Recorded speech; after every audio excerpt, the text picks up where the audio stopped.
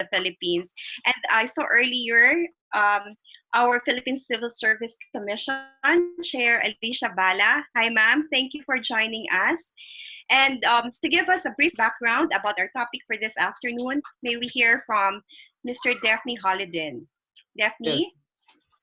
Thank you so much, Dinlizan. So we have recently undergone joint research and cooperations between our institution. It's my great pleasure.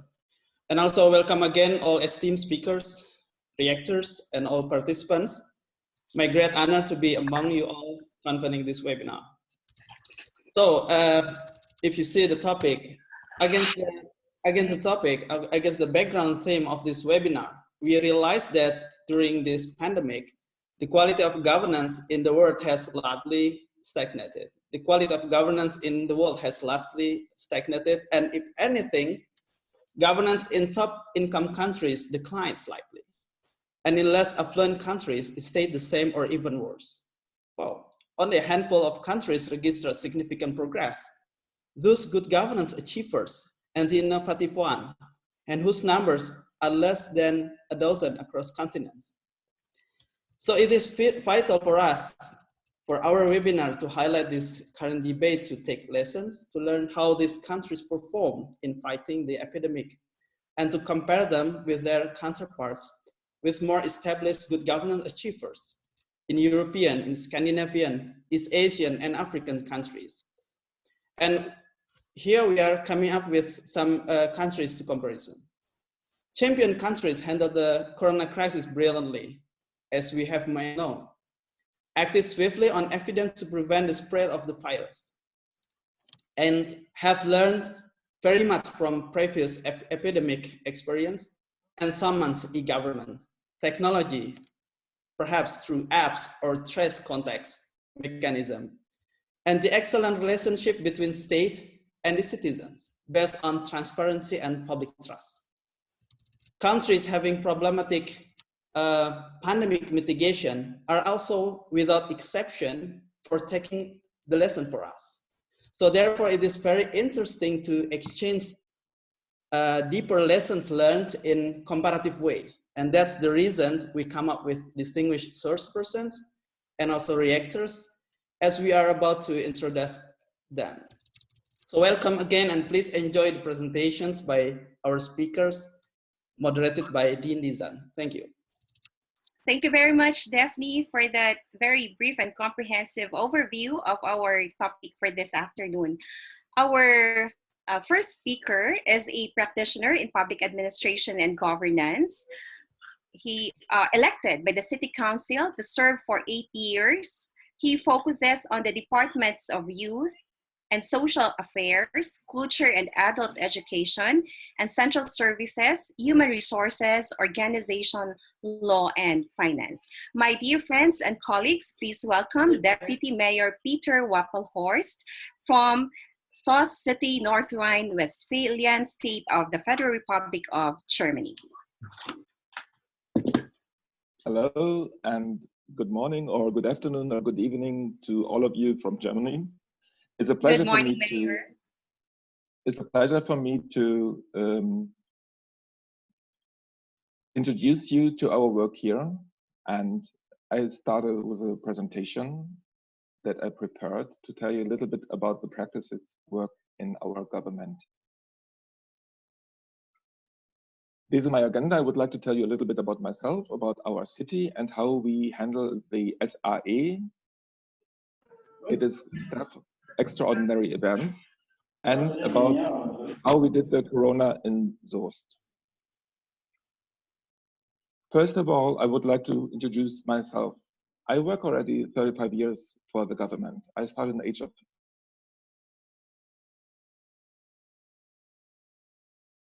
and then I study from 91 until 94 this applied sciences in Bielefeld. In year 2000, I got the first management position in the city hall in a very small village close to Münster. In 2006, I became the manager director of the job center in Soest. We took care about the unemployed people and we gave them the monthly money and also trainees. And since 2010, I'm the deputy mayor and treasurer of the city of Soest.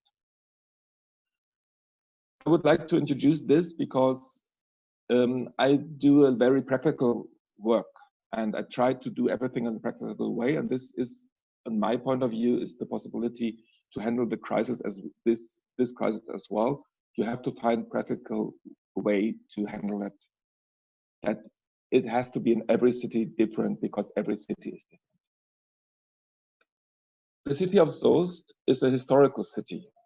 The city is around 1,400 years old. We have many historical buildings, and this forum we have many tourists. Also, this is a kind of it. So we have hotel, we have a lot of restaurants, we have a lot of pubs and everything. So that this also has to be handled in this crisis, how we go ahead, that not everything is going down after the lockdown. We have, I would say, 500,000 tourists a year. They come to Soest. And also we have the biggest fun fair in Europe in an old city. There's a fun fair around the city in every corner of the city. And in 5 days, we have around 1 million visitors who come to Soest. And we only have 50,000 citizens. So 20% of the citizens coming in 5 days to see the fun fair. Also, this is the biggest event, and we have this fun fair since 676 years. So it's a very traditional thing in our city. It's the main thing. Everyone is focused on this fun fair in the year. Also, now everyone is afraid it will be in November, that it will not take place in November as well. And if it takes place, we have to think about how we can handle the hygienic things about the crisis. We have 17 schools with more than 5,000 school students. We have a small university with around 3,500 students. By the way, this university has a partnership to Swiss-German University Jakarta. So every year in February, around 200 Indonesian students coming to Soest, and they came just before the lockdown started. So they are also now here in a different country with a different lockdown.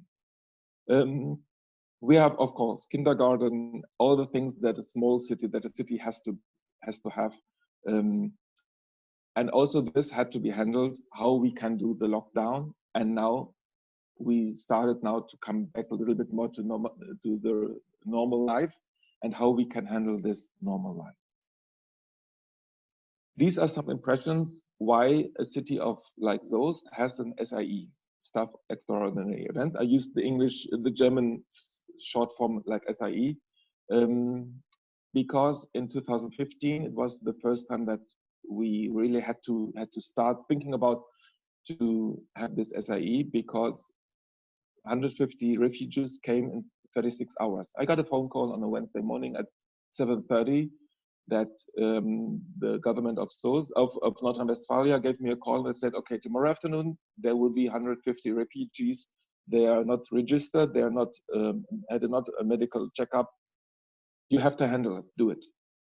And we had to make a place for them. We take a sports hall where they can sleep for the first month. Then we find other places. We had to find how they get food and everything, from register until what they do during the spare time. And we had no help from anyone else. We had to handle it by ourselves. That was the first time that we changed our mind about, okay, it might be important to have an SIE to be prepared for things that might happen without knowing. Same in 2018, you can see in the picture down, we had a fire in an old construction hall. And this old construction hall had a lot of old oil, and we didn't know what had happened to the air. And in case the dust will be poisoning, then we had to do something. We had to find places for the people who are in this area. We had to inform everyone. Everything is under our control. That was one of the points. Luckily, nothing happened. Also, the same year in June, we had a big flood in Soest. In one day, the whole city was underwater in a few minutes. I see this sometimes in Bali, but in Bali they are used to it during the raining season that there's a flood and the water is going just through. But here in Germany we are not. Yeah, you can see here the flood, the water, and it really happened in 3 hours. It was just like, okay, it started raining and then it started raining more hard and hard and hard. And it was in 3 hours, and we had to manage what to do. What happened to our citizens? What can we do? How can we help them? What can be done? And this picture here, you can see a bomb from the Second World War. In the Second World War, Soest train station was the second important train station in the west of Germany to share things. And because of that, we had a lot of bombs. And until today, we find bombs in our area around the city, and we had to check it when we start to build up something new. This was in the area where we want to have a new area where people can build up houses. And these are the bombs, and they are still active. So in case the bomb will explode, then the whole area around will be damaged. So when the special people come to inactivate them, everyone around has to leave their house, have to leave their home. And in case something will happen, it's our responsibility. This is why we start thinking about, okay, it might be important to have an SIE. And for cities in our size, and we are not a big city in Germany, we are in Germany, we are just middle with 50,000 citizens. It is not normal to have this kind of organization. And here you can find the organization, how we do it. The mayor, he is not part of the SIE. Our mayor is the face to the public. He is the one, if some of the newspapers or someone else will ask something, he's the one in front of the cameras. But he is not part of the SIE. We inform him. The head of the SIE is me as a deputy mayor. I'm his deputy. So I'm the head of his SIE, and at least I'm the one who makes the decisions. Then we have some regular members of the SIE, permanent members. These are the ones who always involved if there is something.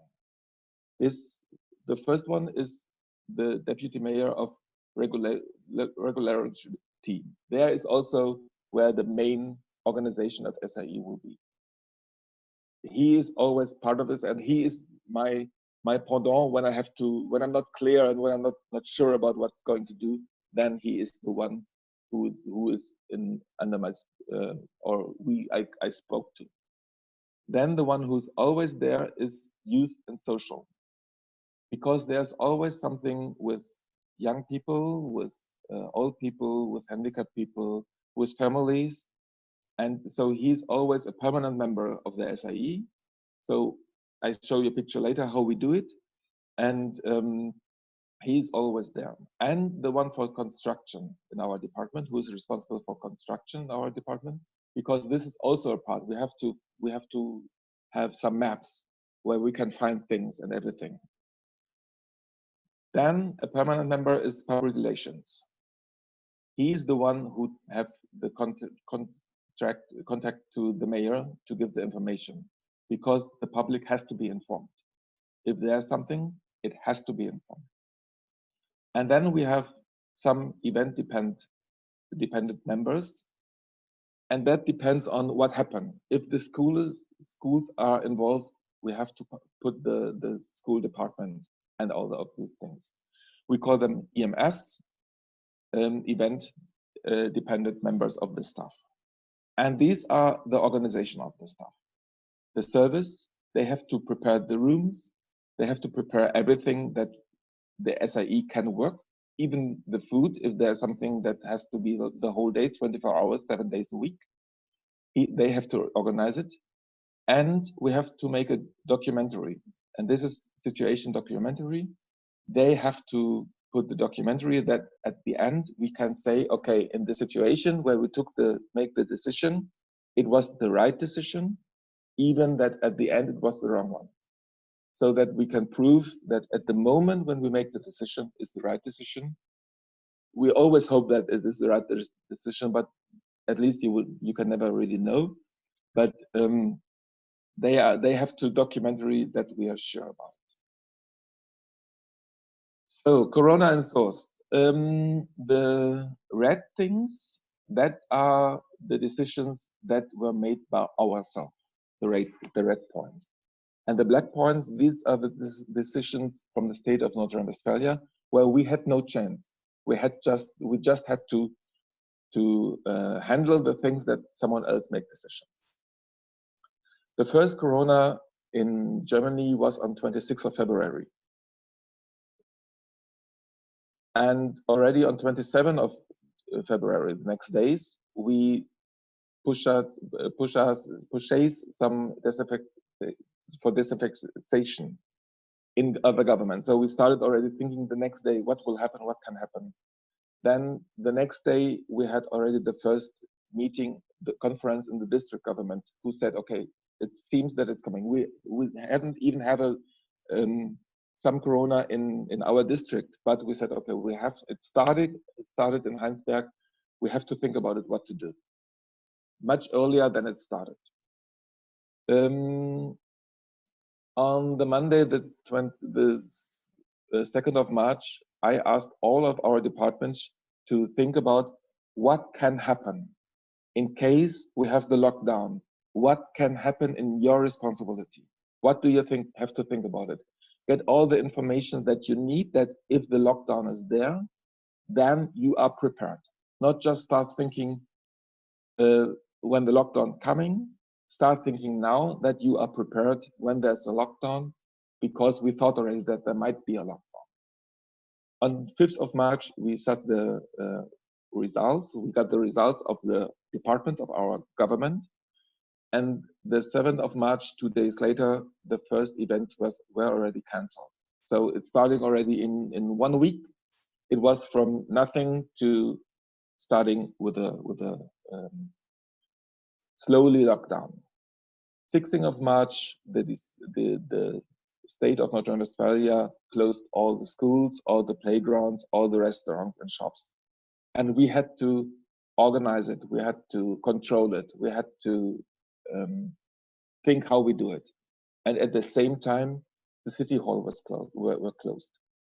And we were thinking, okay, how can we do it in our city hall that we can do all the work, because there's not less work at our city hall. It was much more the work than before, but our staff will be healthy as well. So we separate them. We make home office.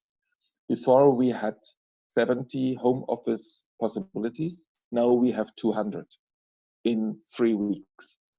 It's really also a very big difference for our government to start this new working things. Before we always thought that home office isn't possible. Now we see that it is.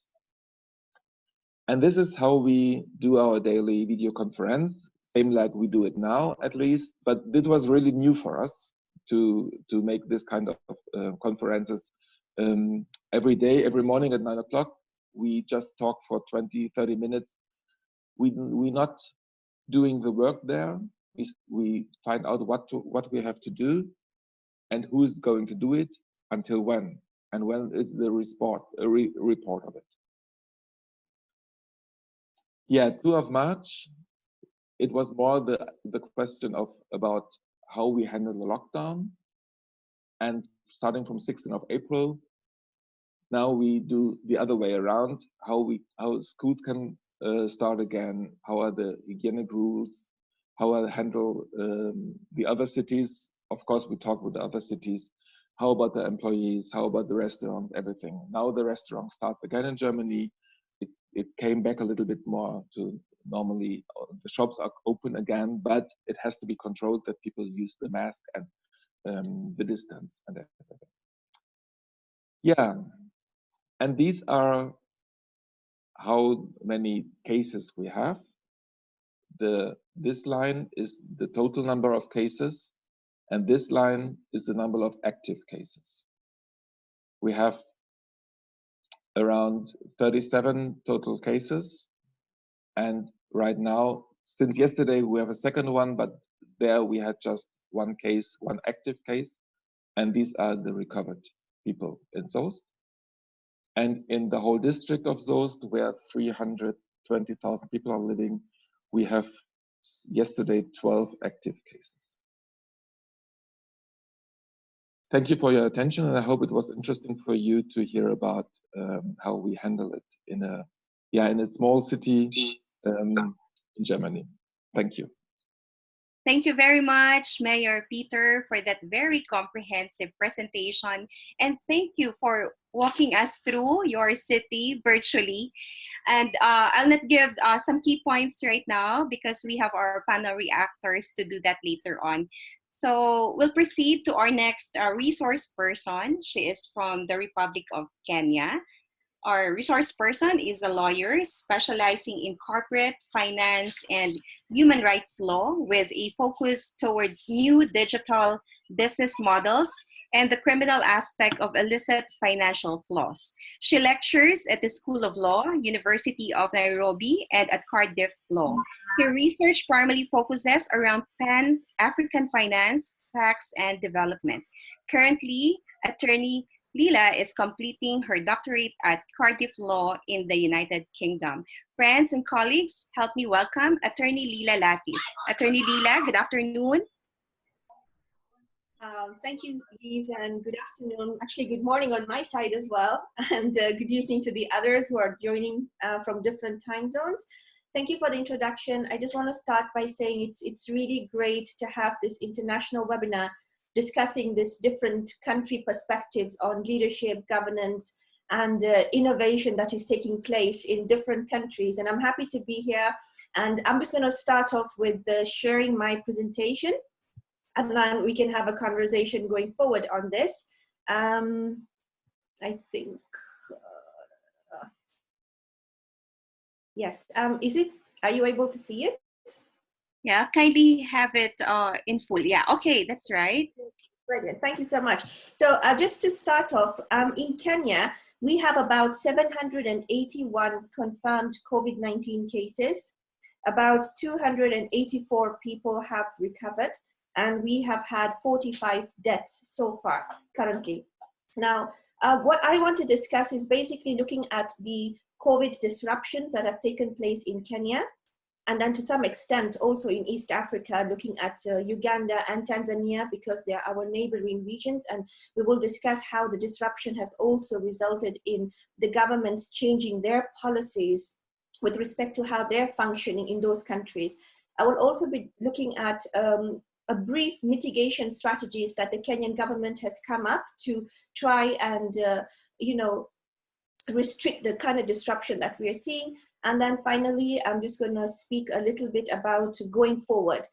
What kind of lessons can we learn from Kenya? And in this way, I'll try and look at what Peter has discussed, the governance framework that he showed us. It's really, really good in terms of coming up with a similar model at community level in the different counties that Kenya has. So Kenya is a republic. It has two forms of governance. We have governance at the national level, and then we also have 47 counties, with each specific county having their own senators and governors who basically create policies at the county level.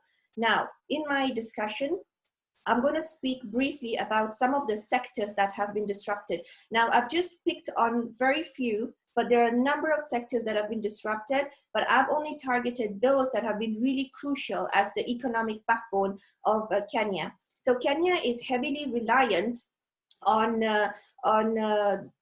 exports. And among the exports, we have the cut flower industry. So what happened is that once we started getting confirmations of COVID-related cases, then the airspace in Kenya was shut down. So there were no flights being allowed to come in and leave the country. And this impacted the flower exportation industry, because we're not able to export these flowers to the European markets. This resulted in a number of business losses, and it also impacted the private sector, because what happened is that the flower companies were not able to export their products. That meant they were not able to then earn enough money to be able to pay their informal workers or their formal workers who are employed by them, and this resulted in termination of job contracts. Now, when you look at the way the UK has handled its business disruptions, they came up with packages like fiscal stimulus packages to help businesses that have been forced to shut down or are not making profits. The UK government helped them with some grants, like small business enterprises were given about £25,000, but we have not seen something similar that the Kenyan government has been able to provide the cut flower industry with. So the private sector is actually left on its own to figure out how they can buffer and how they can cushion against these negative shocks that they are suffering in the market currently. Then we move on to the service sector. Now, tourism is big when it comes to Kenya. The government's revenue is largely sourced from the tourism sector as well. And because of the global lockdown that has taken place and also the closure of airspaces and borders, this has resulted in a decline of tourism in Kenya, which means that the service industry, these are the hotels, they have been affected, where we're not having guests coming to the country, they're not staying in hotels. We're not seeing business conferences as well as meetings taking place in these hotels, which means the hotels are not earning money. They can't pay their employees, therefore they're terminating contracts. So we're having more unemployment taking place. And again, the furloughing of employees without safeguards like social safety nets being provided by the government to help them during this time when they don't have jobs. We're not seeing this again in Kenya, but then when you look at it in terms of New Zealand and Canada, they are actually coming up with stimulus packages to help those people who are now finding themselves unemployed to get some sort of a minimum contribution to help them with their monthly and day-to-day daily expenses. But we're not seeing something similar in the Kenyan government. And that's also because we are a country based in the global south, whereby we rely heavily on promoting our tourism, on promoting our agricultural products, and we also source our development and recurrent expenditures through debt. So it's not sustainable to be able to adopt the same measures that the global north, these rich countries, have put in place to help their economy. We cannot do the same. Moving forward, trade. Now you see, Kenya is part of East Africa, and we've seen that there has not been a comprehensive leadership and governance that has resulted from that regional integration, because Kenya does not have a full lockdown, neither does it have a partial lockdown. It only has a curfew, and the curfew is between 7 p.m. to 5 a.m. in the morning. Now Uganda, it's a neighbor to Kenya, it has a full lockdown policy, so nobody is allowed to move around. Businesses are actually shut. And then Tanzania, contrarily, has no lockdown whatsoever, no curfew whatsoever. Everybody is out and about. Social distancing is becoming a problem.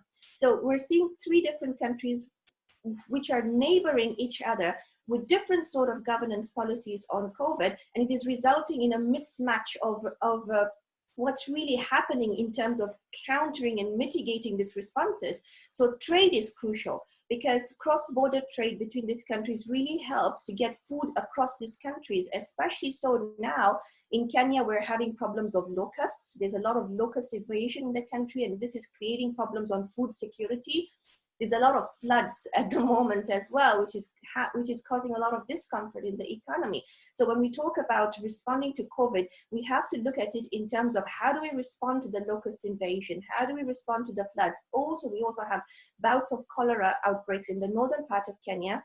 So we have phenomenon taking place alongside COVID, and it's impacting trade. And we're asking ourselves, how do we move forward as a country that's just recently been declared by the World Bank as middle income, when majority of the population is living below the poverty line, and almost 60 to 80% of the entire economy is the informal sector. These are concerns that we have to think about moving forward. Agribusiness is another sector that has been affected. Now, like I just said, the huge proportion of the business market in Kenya is made up of the informal sector. And this informal sector actually relies on day-to-day sustenance. right? So they have to sell their produce on a daily basis. They have to go out into the informal market to be able to make their ends meet.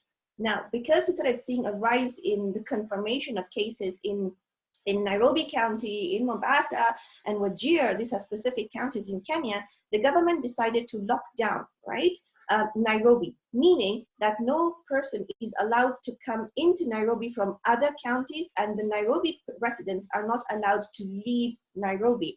Now, this has impacted the informal sector and the cross-county trade that is taking place, because we'll have different counties coming in, people living in different counties coming into Nairobi for purposes of just selling their agricultural produce. Now, they cannot do that because they're not allowed to come into the city. So the question is, how are they earning their income?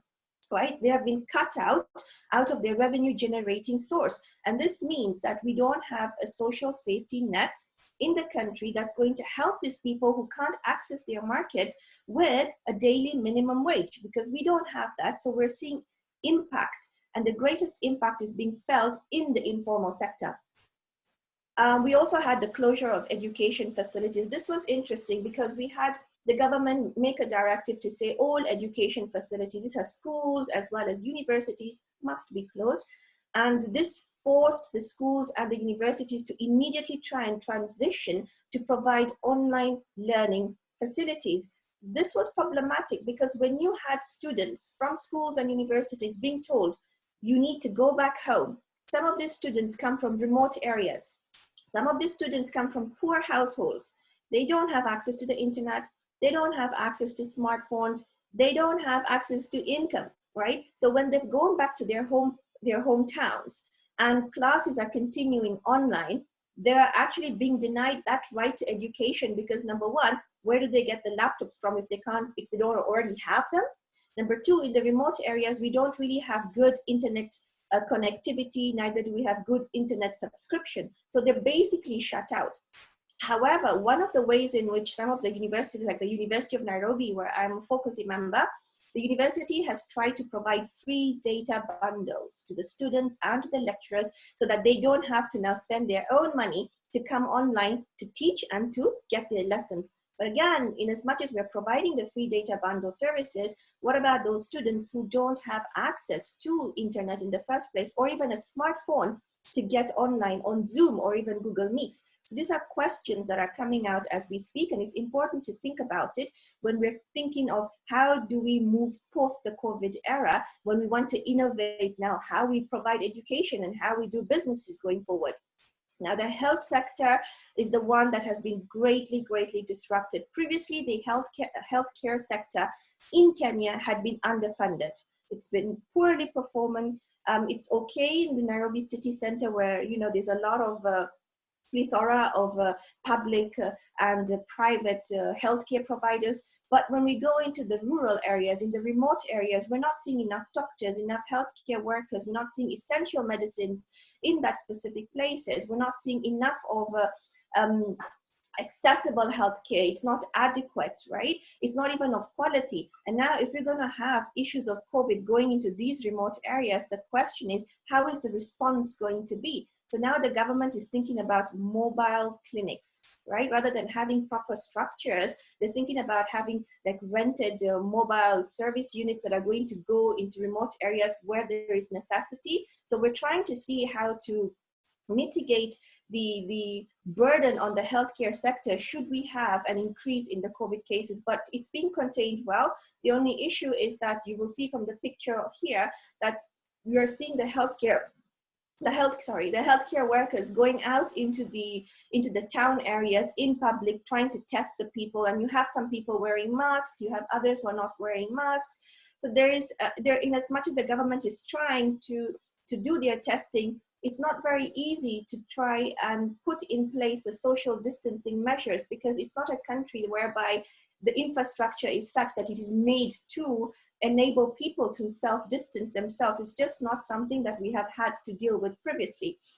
Now, these disruptions have actually done three things. They've actually shown us the income inequalities that exist in the country, right? So the income inequality in the sense of between the rural and the urban areas, the formal and the informal sector. And even within the formal sector, we also have this disruptions in terms of structures. There are some people in the informal sector who also do not have access to, for example, the opportunities that other formal sector employees would have. So income inequality is becoming very apparent. Businesses that are not performing well and have their employees shut out have lost their sources of income. So we're seeing a greater divide in terms of richness and poverty. The savings base of the middle income class. Previously, the middle income people have been able to make savings on a regular basis. Now they have been forced to actually tap into their savings and use them to meet their daily needs. So we're seeing the erosion of the savings base, which is not really good when you're trying to project the fiscal stability of a country.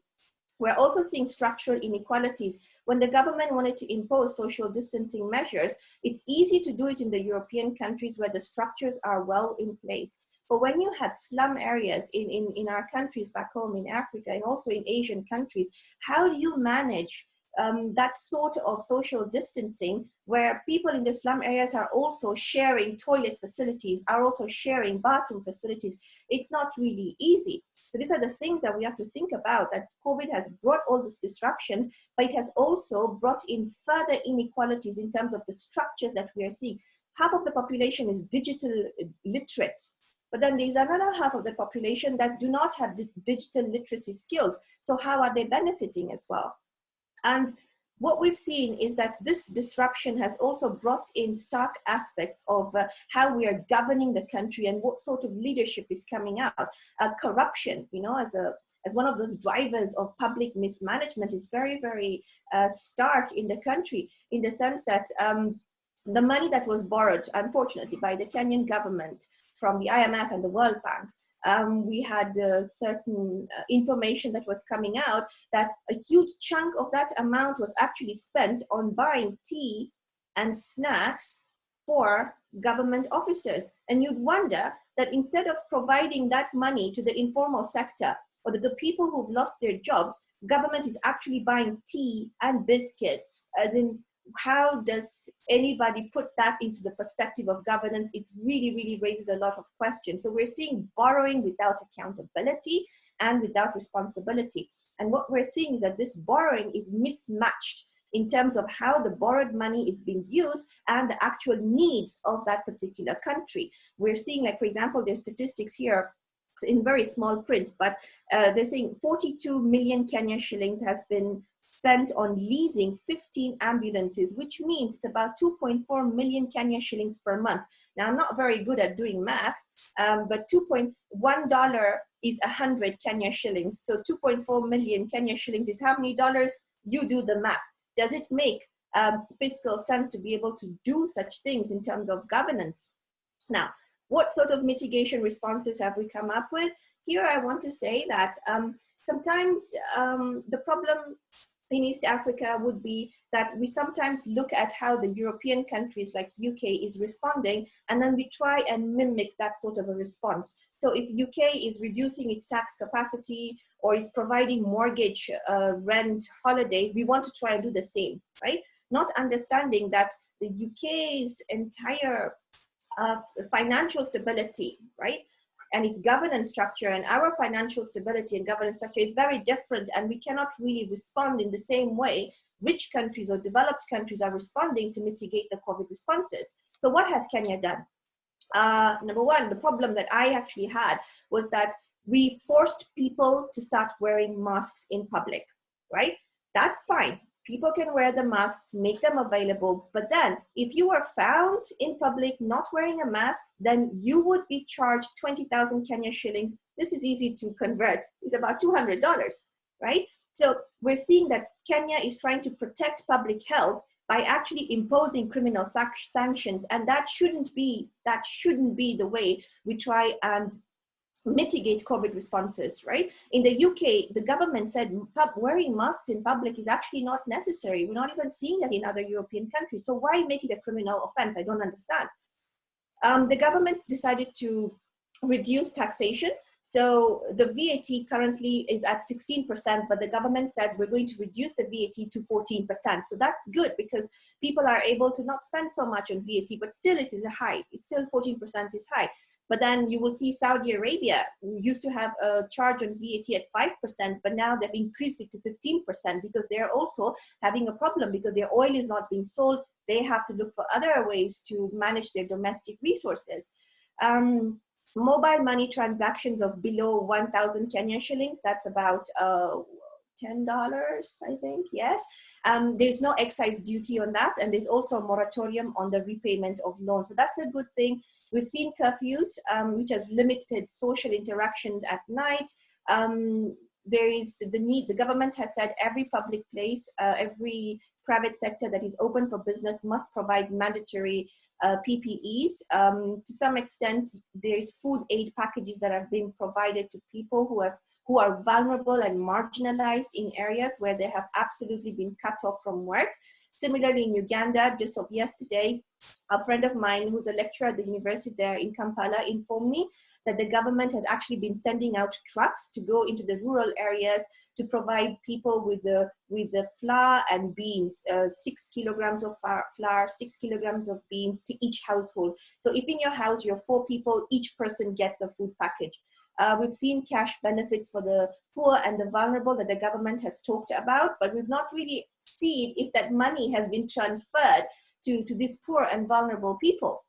Again, the issue is only those people who are registered with the government can access these benefits, but those people who are stateless and those who are undocumented migrants, again, will not benefit from any of the government the benefits that they're going to be giving to such people. So again, there's a little bit of discrimination within the structure. So there's mandatory quarantine requirement for all returning Kenyan citizens. Initially, you had to pay on your own for the mandatory 14 days quarantine, but now the government is actually paying for it. The education policy has been to switch from, to switch to online learning.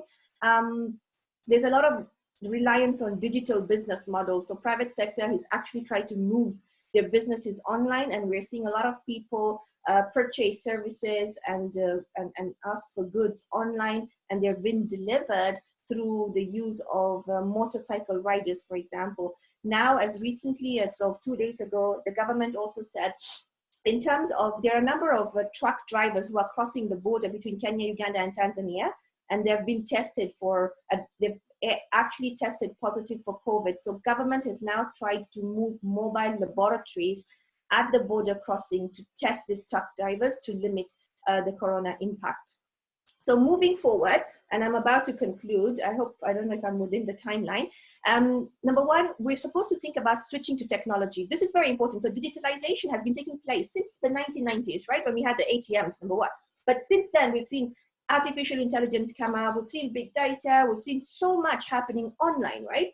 So it's about time that we now harness technology and actually move with it. We need to think about coming up with strong digital innovation hubs where we can have the promotion of startups, and we can try and promote also incubation hubs for these digital companies that are actually going to secure the future. They are sustainable, right? They're going to help us also meet the achievement of the sustainable development goals, and also promote quality education, because we're seeing how quick the government has been to be able to move towards online teaching. Again, we're also seeing the development of applications, right? There is no need to think about creating hospital structures every now and then, because it's quite costly. What we're actually seeing is that there's an American company that wants to partner with the Ugandan government to create an application called telehealth, which means that as long as you have access to a smartphone, you can actually talk to a licensed medical practitioner to come online to be able to have that consultation. And if there is a need to provide you with medication, then they're going to be using drones, right, to locate your GPS and send you the essential medicine package. That's very good for those areas that are very remote and hard to access, and to also provide that good accessibility between people, patients, and the healthcare system. Importantly, moving forward as lesson learning from Kenya is we need to reconsider our tax positions. Do we need to reduce taxes, or do we maintain the taxes, or do we increase the taxes? Because globally, every economy has been impacted. We cannot think about asking for debt all the time from other countries or official development aid, because even these countries that provide ODA, like Germany, for example, they will have to look into their own fiscal system to say, we need our own money to put it back into our economy instead of giving it to other countries. Yeah.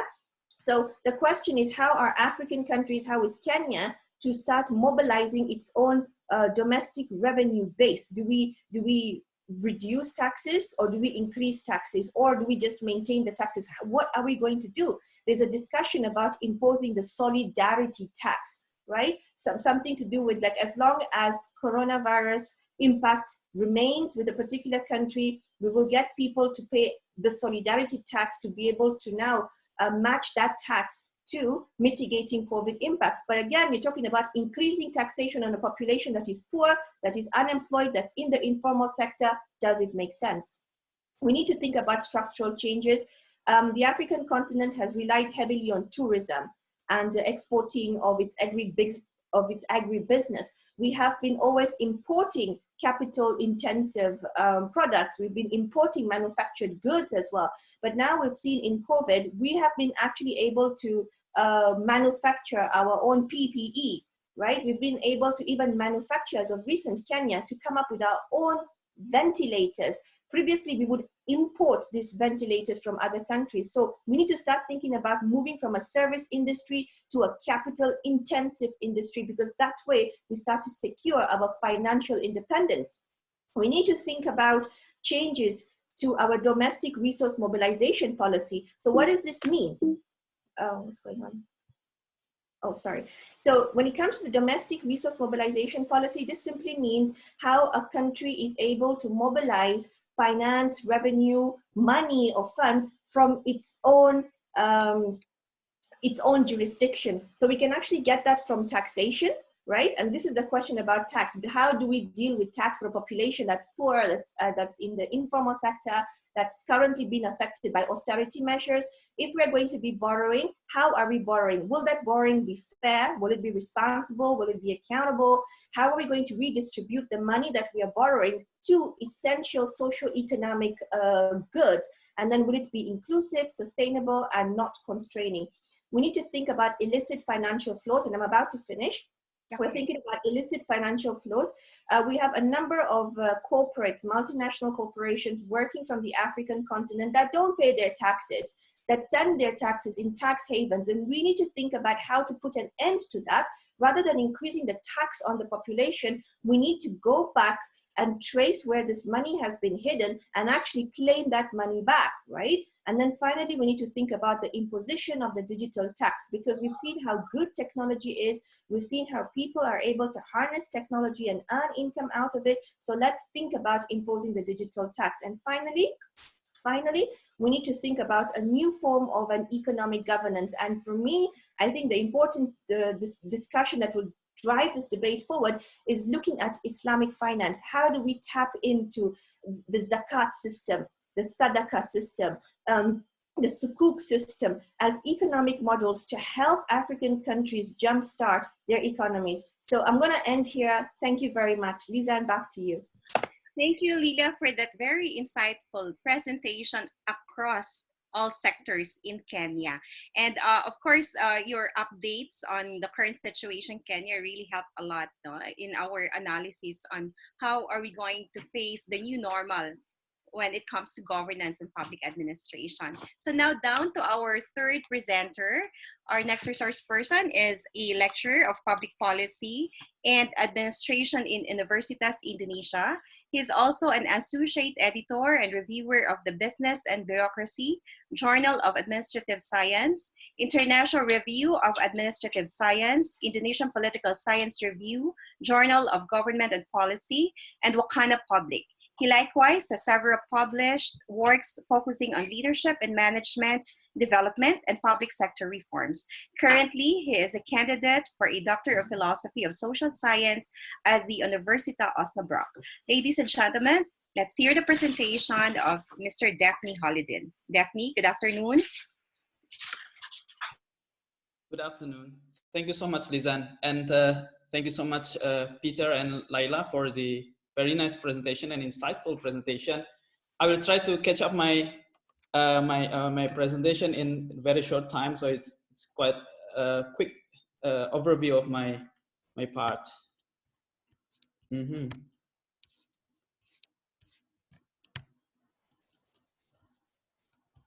I expect that you have already seen my presentation material, right?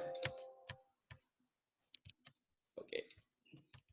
So I will not go into the detail of the situation, but I'd like to focus on the institutional challenges and co-creation pitfalls amidst the pandemic.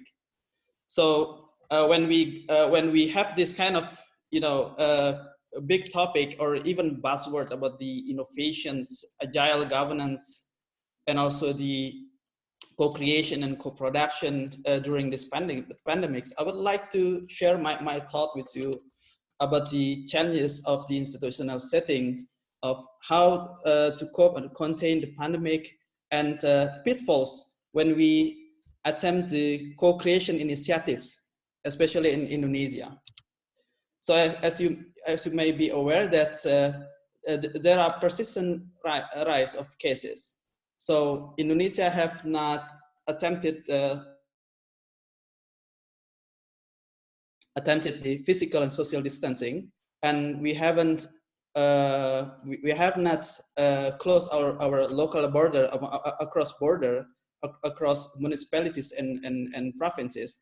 And from the first time the first cases appeared and at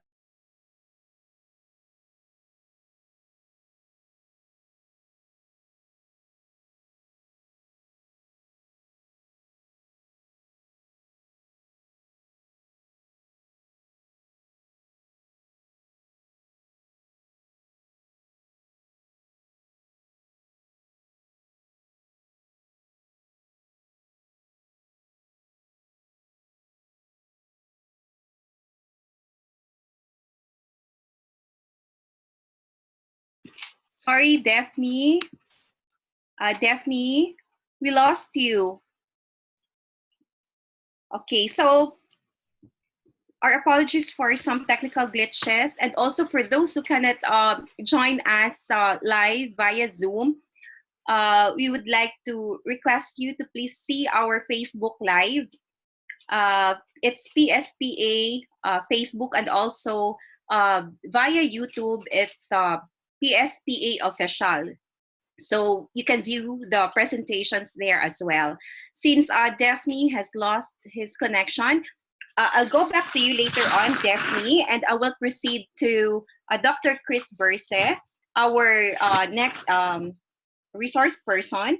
Dr. Chris Burse is a program coordinator at the University of the Philippines, National College of Public Administration. He has, but then, sorry, I think Celine, can we stop share the presentation of Daphne right now, so that if I have to patch in Dr. Chris Burse, we can share his presentation. All right, Dr. Chris, are you there? Dr. Chris Burse?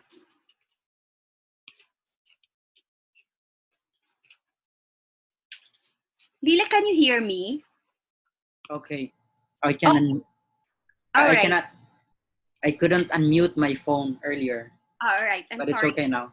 Yes, Okay. but I don't know if Celine can stop share the presentation of Daphne, because you cannot share your presentation unless Daphne has to stop his presentation.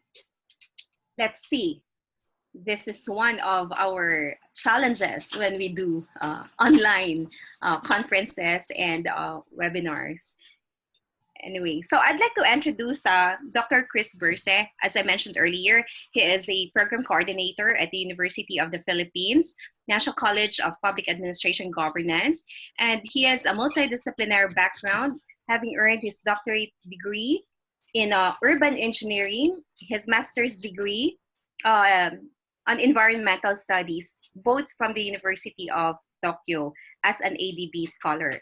He is also an academic, his academic and professional interests in the past 18 years encompassed the broad intersection of disaster governance, public policy, and collaborative governance. He has a growing string of publications in both academic and non-academic platforms and has received recognition for his work, including the 2019 Virginia A. Marilao Excellence in Research Award, UP Diliman Centennial Professorial Chair, UP Diliman Centennial Faculty Grant, one UP Faculty Grant, and the UP International Publication Award. In 2018, he was admitted to the Young Scientist Program of the Integrated Research on Disaster Risk and was awarded a competitive grant as Research Associate of the International Network for Government Science Advice. Chris also currently holds the UP Diliman Rafael M. Salas Professorial Chair in Public Administration for his research on the policy science interface of disaster governance in the Philippines. Outside the academe, he has provided direct support and advice to several government, non-government, and international development organizations in and outside the country. Friends and colleagues, please welcome Dr. Chris Burse. Dr. Chris? Okay. Thank you, Dr. Lizan, for the kind introduction. Just a few corrections. I'm no longer the program coordinator with the with the college, but and also, let me just share my presentation. Let me just pull it up.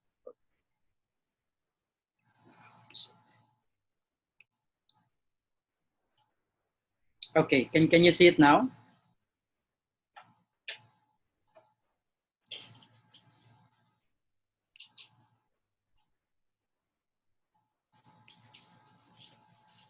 Yes, Okay. Dr. Okay. So, well, before anything, I'd like to thank the PSPA, the AAPA, IAPA, and AGPA for inviting me to this webinar. This is a very timely and relevant topic, and I think the sharing of the different international experiences would really be useful, especially for those students and scholars and practitioners of public administration and governance. So to everyone, good morning, good afternoon, and good evening. I'm going to talk about, my presentation will be on a titled From Hammer to the Dance, Philippine Responses to COVID-19 Challenges. And for some of you who might be following some of the social media and trends, you might be familiar with the concept of hammer, the hammer and the dance as one of the approaches popularized by Thomas Pueyo on how we could possibly manage the COVID-19 pandemic. So I'm adapting that term.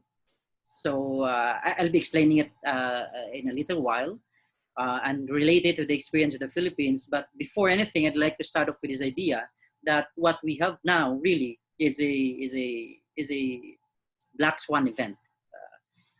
I'm not talking about the Black Swan, the movie, but essentially about a rare event that supposedly happens, only occasion or rarely, and it has, substantive, wide-ranging, long-term implications on society, and not just in one society, but globally. And we know that COVID and this kind of event that forces us to think or rethink and even unlearn and relearn our governance practices, our regulatory frameworks, even the way we do businesses, the way we manage industries, and fundamentally the way we live, consume, and produce goods and services, and so on. So we expect that COVID-19, the pandemic, will even have, implications in long-term development, that the world is not going to be the same again, I would dare say, after this particular episode in our collective history. So it's going to be affecting the achievement of the development goals, sustainable development goals, and even the achievement of local and national development goals in different countries, including the Philippines. And so, well, we probably, the Philippines, if we're not alone in this. We have seen the experiences from Africa and from Germany, and if you would see here, we're not yet, unfortunately, in terms of our incidents, in terms of our number of deaths. We are not at the level of other countries that are really, at the top of, let's say, deaths and so on. But then again, there are some uh, people who are saying that, if we compare to other countries, we need to look after our own interventions, because while we are, you can see here from the graph below, the small one, while we have been able to sort of limit the increase, we're still not really decreasing dramatically or significantly at this time. So that and in the context of Southeast Asia, of course, we know that so at least as of yesterday, we're number 3 in the total number of cases, also of course in the active cases, and we are 5th in terms of recovery. So of course we would like to increase this particular in the ranking as far as recovery is concerned, and at the same time we would like to reduce the number of deaths. And as of earlier this morning, we have about 12,000 confirmed cases, but a good number, increasing number have recovered, about 2,460, and the deaths, I show later the trends. And but overall, as far as COVID is concerned, it has resulted in COVID-related deaths, and of course, increase in hospitalization in the Philippines. We have also, I am also part of the UP COVID pandemic response team, and our modelers have actually, based on their estimations, they found out that that COVID overall increases, the risk of mortality and morbidity by as much as 30% across all ages, especially if you have a comorbidity. But outside of health, COVID also has non-health and the indirect impacts. Of course, we know that most pandemics would have severe strain on the healthcare system. This is especially so because in a situation like COVID, it creates some kind of fear also among people. So even healthy people would tend to worry so much. We have this phenomenon called the worried well. These are people who would tend to seek hospitalization, even if, as part of the prevailing sort of fear or paranoia among people and so on, and that could add additional strain to the healthcare capacity. And of course, we're talking about, we've seen it in the case of Kenya, the Lila's presentation earlier about capital loss in terms of incomes, the impacts on savings, and also loss in revenues. And at the national government level, we have, of course, and local budget realignments and so on. And overall, this has also been discussed in the previous presentations about how COVID disrupts, mobility of people, learning opportunities, and of course, including forced migration. It also has long-term implications on the social well-being of people, given that the primary, especially in the case of the Philippines, where the primary implementing mechanism is the enforcement of a community quarantine. And this has been raised also earlier about the deepening of vulnerability, including the stigmatization of certain groups. And we have observed this also in other cases in previous pandemics. Of course, public service disruption. And in the context of the Philippines, there's a very strong focus on public security as being as an externality that the government is paying particular attention on. And I think to some extent that is warranted, because in previous cases, especially in areas where there's strong political polarization, and even in areas where there are issues with respect to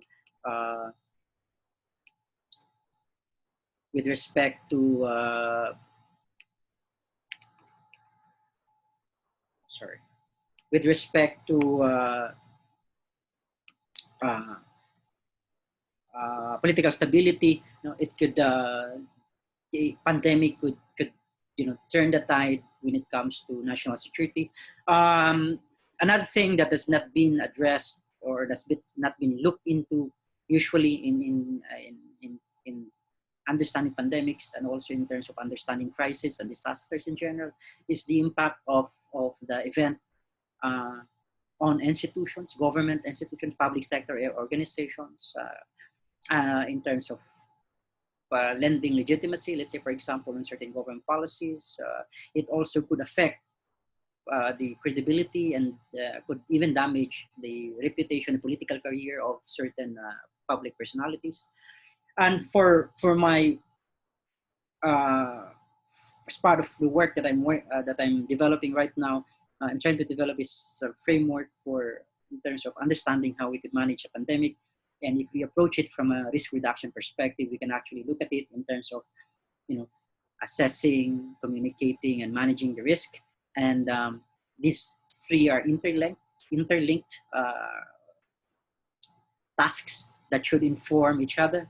And when it comes to management, essentially there are three major objectives when it comes to managing the pandemic. One, we need to contain the transmission.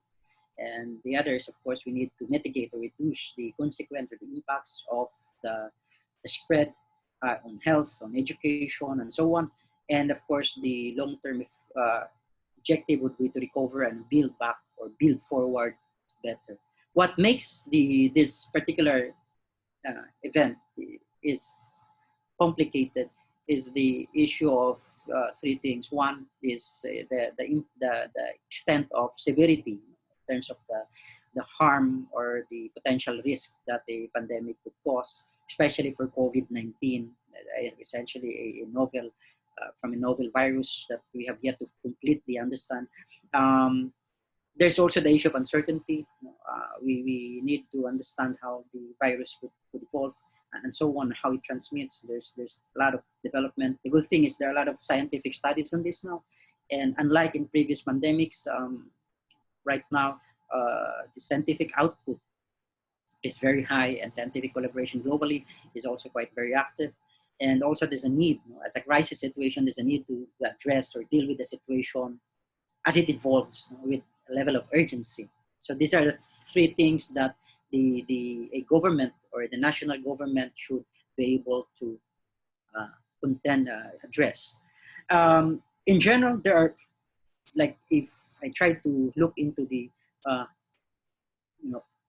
how countries would manage or are managing COVID-19, and if you think about it, there are more or less three approaches. So basically two. I guess the first option is a do nothing scenario where the government or a country would just practically not do anything and just let the virus spread. This is different from what we call as herd immunity, because herd immunity actually there's a misconception that you just don't do anything, but the truth is there's a lot of work also involved under herd immunity. The only difference with what other countries are doing is that under this concept or approach, you don't impose a lockdown. You don't quarantine the society, and this has been implemented in Sweden, in South Korea, initially in UK also, and of course in Taiwan. So there's aggressive testing, tracing, and treatment,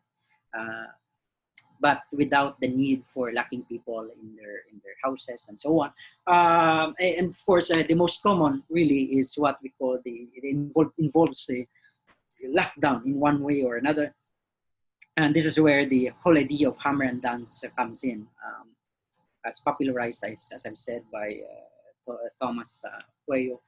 There's another version of that later also explain. And this is more or less the same principle that's been applied in the Philippines, of course, China,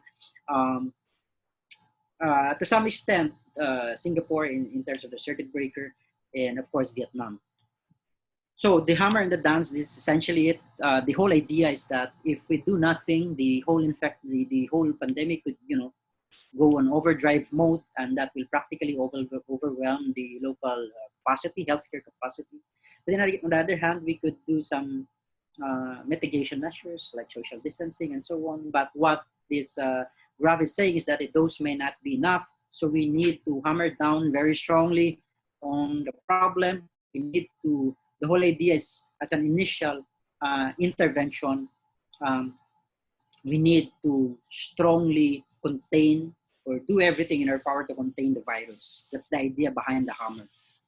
So to bring down the infectiousness, to bring down the contagion to a level that, you know, the virus, the healthcare capacity could cope with the healthcare demands of for particular society, for example. So if we bring it to a certain level where it can now be managed or handled by the healthcare system, then that's the time that we can more or less adjust our responses, relax, for example, some of the conditions, and maintain essentially a certain level of what we call as the reproduction rate of the virus, meaning the extent of infectiousness of a particular of the virus. And that's the dance phase. So the whole idea, if you think about it, the hammer takes place normally in the context of, you know, a lockdown. That's where you impose, let's say, community quarantine. And if we think about it in terms of phases, as we deal with the virus from a management perspective, we're looking at this particular phase where the main objective really is to survive, to save as many number of people as possible, to reduce the number of morbidity, the number of mortality, and so on, while at the same time trying to minimize the economic and other impacts. So the primary goal is survival, and the economic and social goals become like secondary goals. Now, as we transition in the dance phase, that's now where the economic and other non-health impacts would take the primary role, and the survival, assuming that you have already more or less managed the level of transmission, takes the secondary priority. And then you move on to the recovery phase, which is basically your new normal. So in the context of the Philippines, we have the hammer and the dance, the Philippine style. I tried to construct this based on what we're experiencing. And if you look at the primary instrument that we're using really in the hammer phase, in the survival phase, is the community quarantine. And until recently, we have, you know, it has mutated itself into two versions, the enhanced community quarantine and the modified enhanced community quarantine. And that ended the enhanced community quarantine, the first phase, the community quarantine version 1, ended yesterday. And so we are now in the second phase of the community quarantine, what we call as the modified enhanced community quarantine, or the MECQ. And on top, aside from this one, we have also devised other two levels. We have the general community quarantine and the modified general community quarantine as we transition from a complete lockdown and slowly relax the different features of controlling the mobility of people and so on. Because this is important, because the virus itself, the SARS-CoV-2, it spreads, it feeds on social interaction. That's why the approach is like this. So you try to cut that social or contain that social interaction to sort of like also to cut the track of the virus. And so supposedly right now the prevailing directive is that some areas in the country will be under the MECQ, others will be under GCQ until the end of the month. And then hopefully as we move along, we transition to recovery phase, maybe at the end of the year or maybe much later, or maybe even sooner, depending on the availability of the vaccine. But when we resume that, it's not going to be the same before. Most likely there will be changes, and that's what we call as the new normal. But the way we arrive at this hammer and dance scenario, it wasn't really a very, it wasn't a straightforward process. There was a lot of trial and error and improvisation in the way we approach a problem.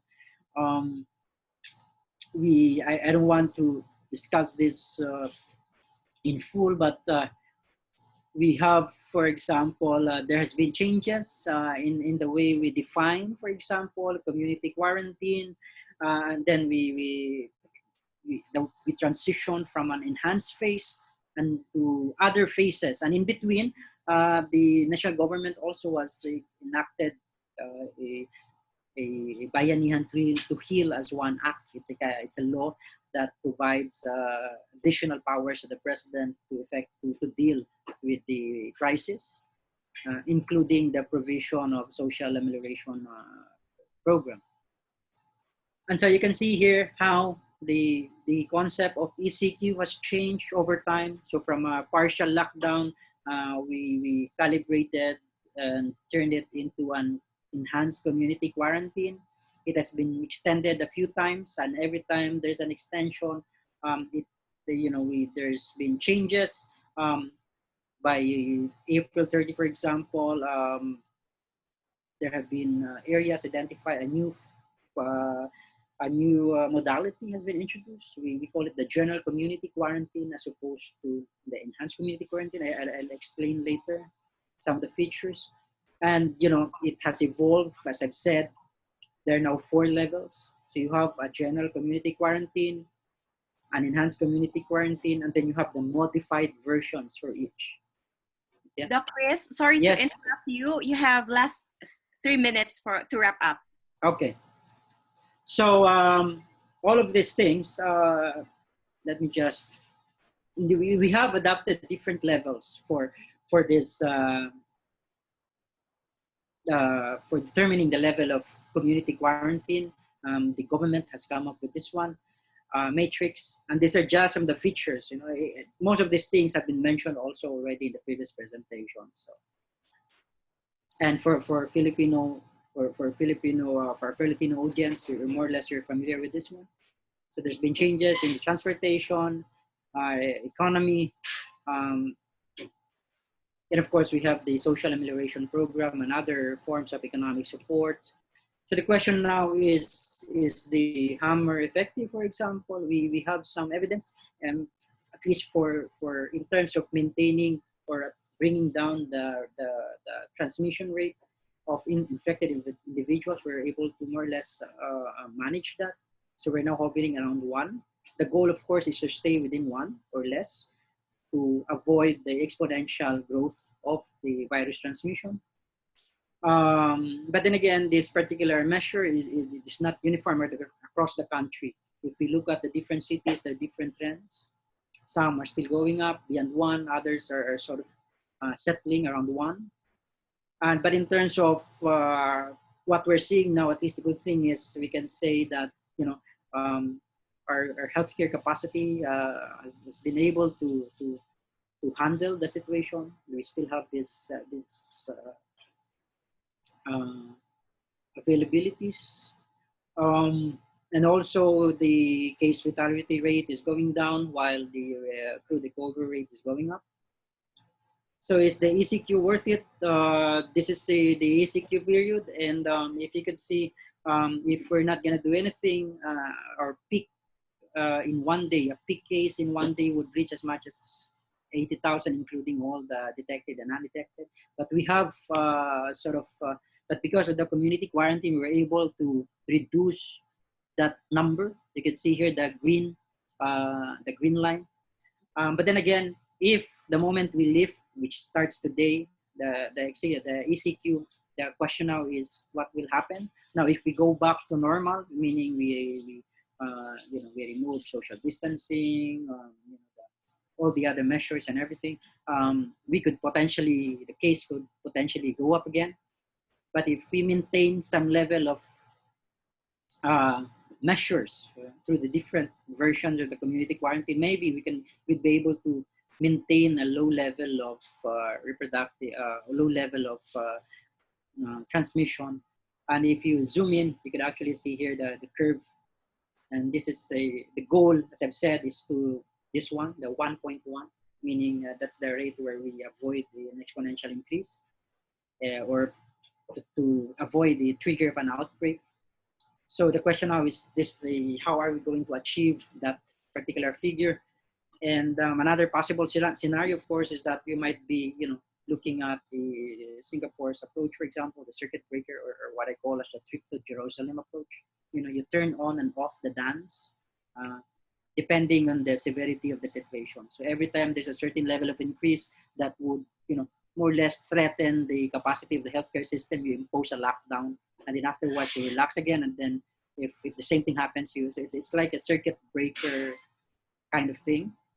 That's another possible scenario. So the question is, what's the plan for the dance? We are now looking at general transition from ECQ to either.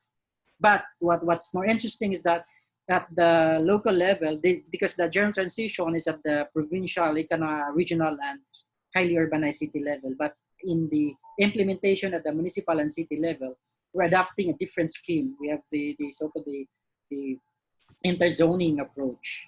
I'll explain later. That's based Dr. on another set of criteria. Yes? Yeah, sorry to cut you, but maybe you can continue later during the open forum. Yes, yeah. Okay. I'll just go to the final two slides. All right, okay, thank you. Yeah. So we have all of this, and of course it goes with testing, tracing, and treatment. So let me just go directly. Give you some idea. So what we're seeing in terms of leadership, there's a lot of, it's what I'd like to highlight, there's a lot of improvisations in terms of, because we did not really have a plan for a pandemic like this, like this large. There's a lot of improvisation at the national and local level. We've seen a lot of innovations, and also we've seen a lot of conflicts in terms of the innovation and existing bureaucratic norms and national regulations. And there's also the strong command and control mentality in terms of managing the crisis. There's lack of deference to on-the-ground information, so this is also responsible for the clash. And the other interesting thing is that we have top scientific groups and use scientific analysis, at least on paper, to inform decision making and planning. So moving forward, as we move towards dance, these are the things. Yes, there's a lot of improvisations, but then again, these improvisations, it can be prone to operationalization issues, conflicts, clashes, as I've said earlier. And at the same time, we have also seen some cases of what some scholars call the elite panic, the fear of disorder and the imposition of even the criminalization of violation for community quarantine procedures and so on in the name of public order. And there's a sense of, and also this issue to be the reluctance to communicate openly. And the last two things that I'd like to highlight really is the issue towards how do we improve transparency, data sharing, and scientific cooperation to build public trust. And in the context of the Philippines, because we are a disaster-prone country, how do we deal with the pandemic impacts as we anticipate the situation to get even more complicated with the arrival of other hazards like typhoons and floods in the next few months. So I think that's it. Thank you very much.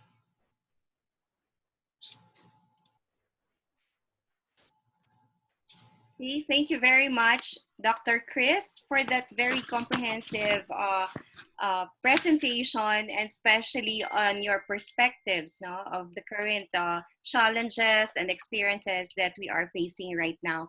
And of course, the hammer and dance principle that you introduced to us.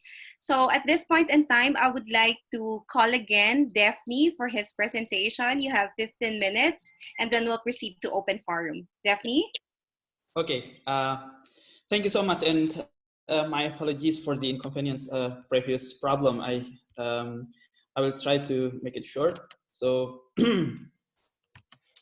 okay, I will focus on these institutional challenges and how this kind of co-creation initiatives across citizen and also local government agencies could fall into pitfalls amidst the pandemic.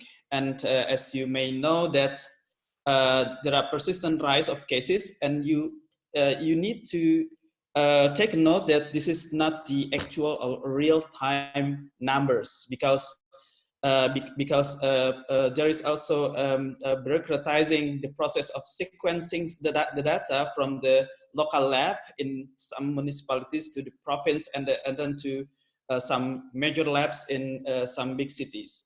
And then the Ministry of Health will announce about the actual number. So the whatever the number you see on the graph is the number of actual cases from 5 to 7 days ago. And it's already spread up. And there is also a tradition before Eid al-Fitr, after the Ramadan, that people going back going back home to meet families, to meet their kinship, and then going back to some big cities again. But it doesn't necessarily cases like that, because when in January the actual cases came into Indonesia, the government didn't admit that there is COVID-19 spreading in the regions. So, sorry, I'd like to interrupt you. Do you have a PowerPoint, or you missed to share your PowerPoint? Also,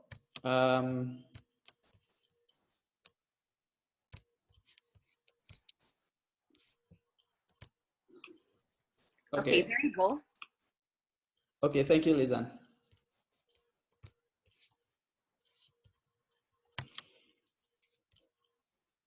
Okay, so if you see that there are actually big cases in the Western Indonesia, but there are also cases in the Eastern. So it's already spread up across the region. And this is the timeline that we have. So I will divide it into 3 different phases. So the first is institutional conflict. This is the phase of Daniel phase, that the government didn't want to admit that there is COVID-19 spread in the country.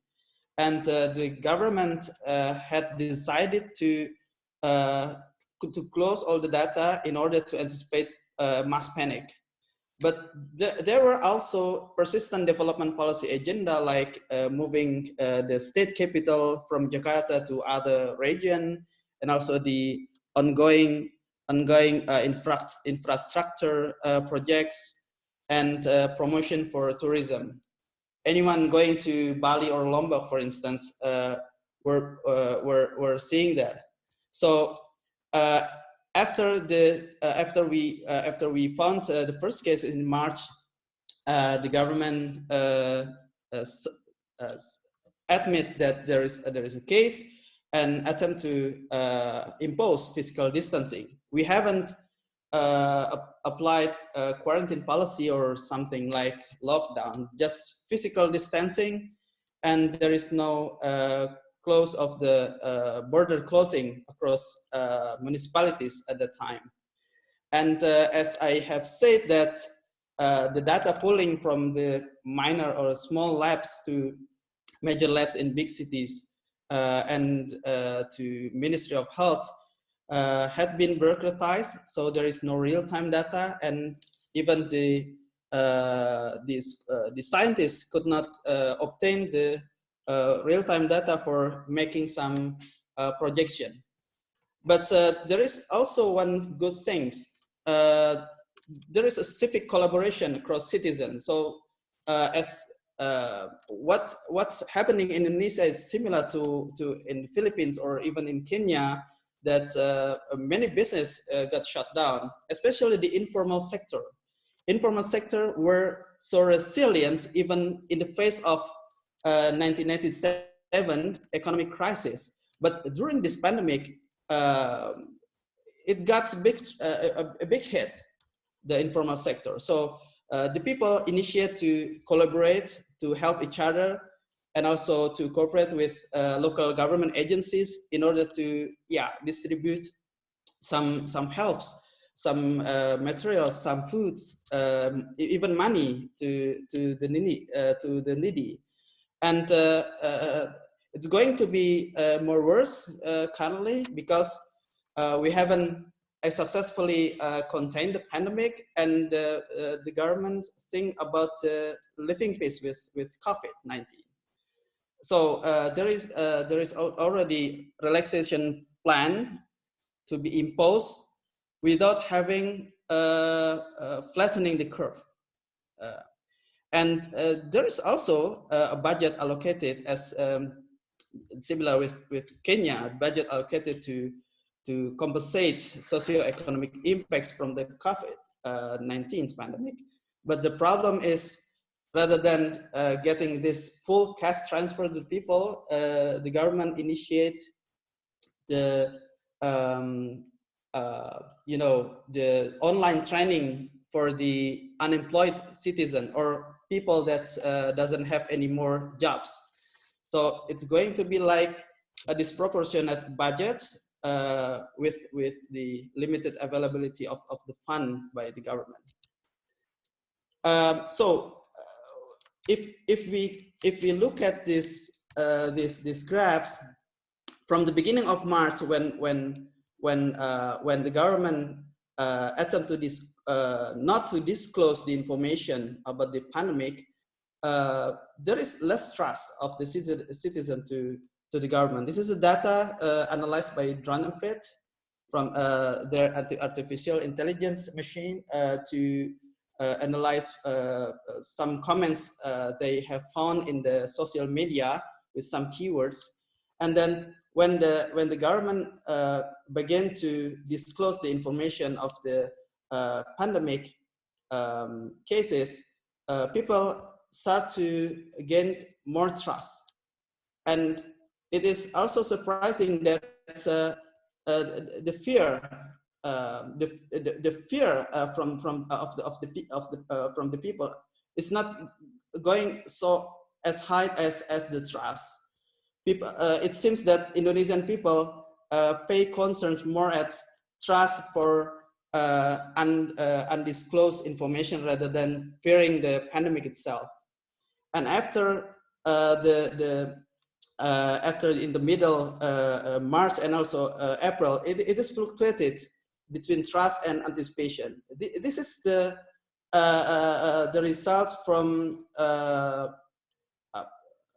the social collaboration that people attempt to anticipate with different initiatives to help each other, because they have seen no concrete solution from the government to contain the pandemic.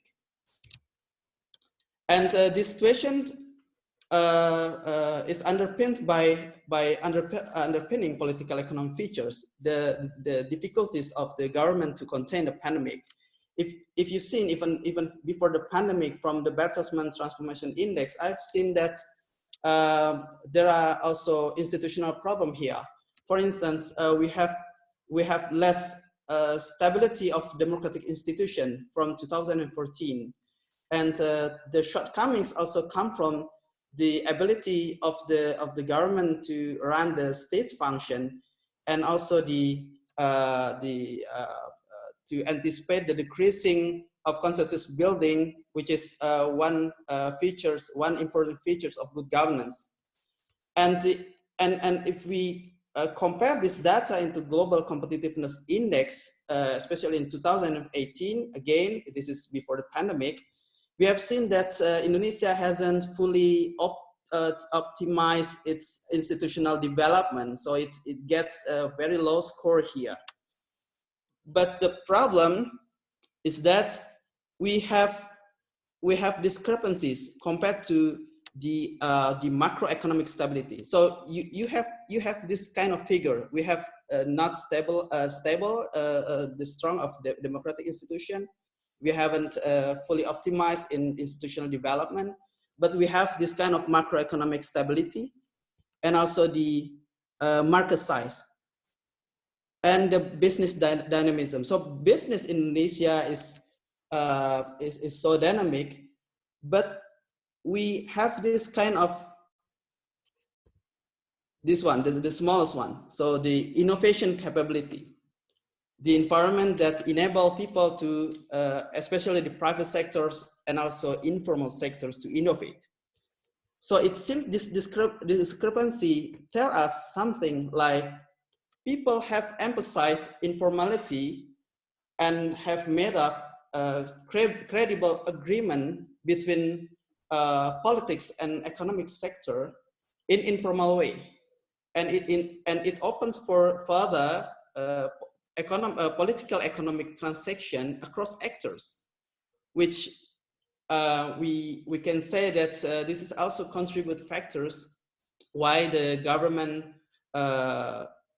is persistent to emphasize economic development agenda over the health sector and also the containing the pandemic efforts. And if we look at specifically into the political administrative features, maybe we can say that Indonesia has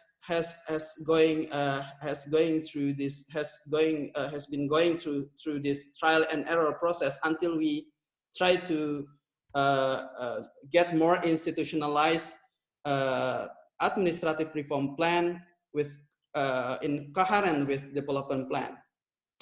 But the problem is the recent years we have this kind of divergent attempt of administrative reform efforts, which use the which become the outlier because we use we move away from international measures of administrative reform success and trajectories, and we have been entrapped into competitive performance measurement among government agencies. So even before the pandemic,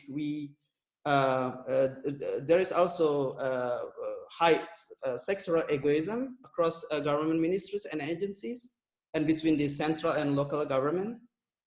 And every ministries attempt to build up different successful performance measure.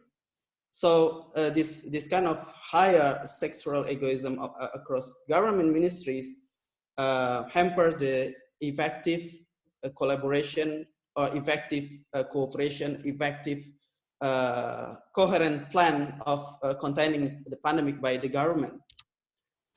If this is the last part.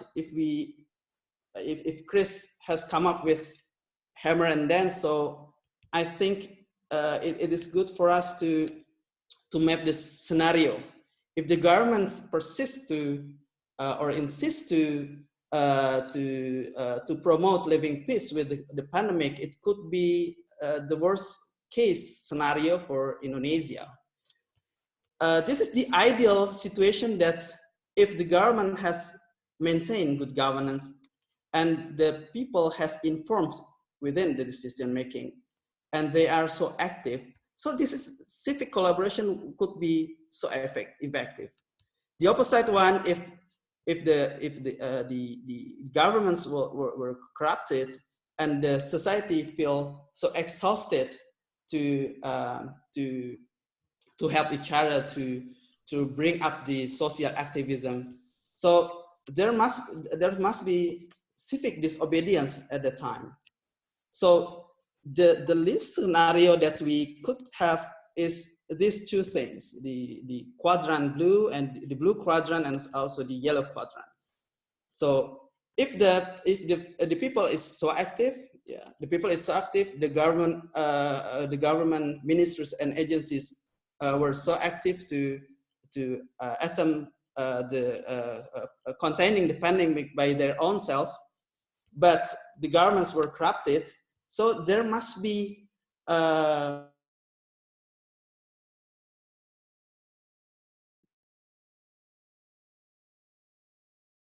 Okay, I think Daphne is experiencing another technical problem. Daphne?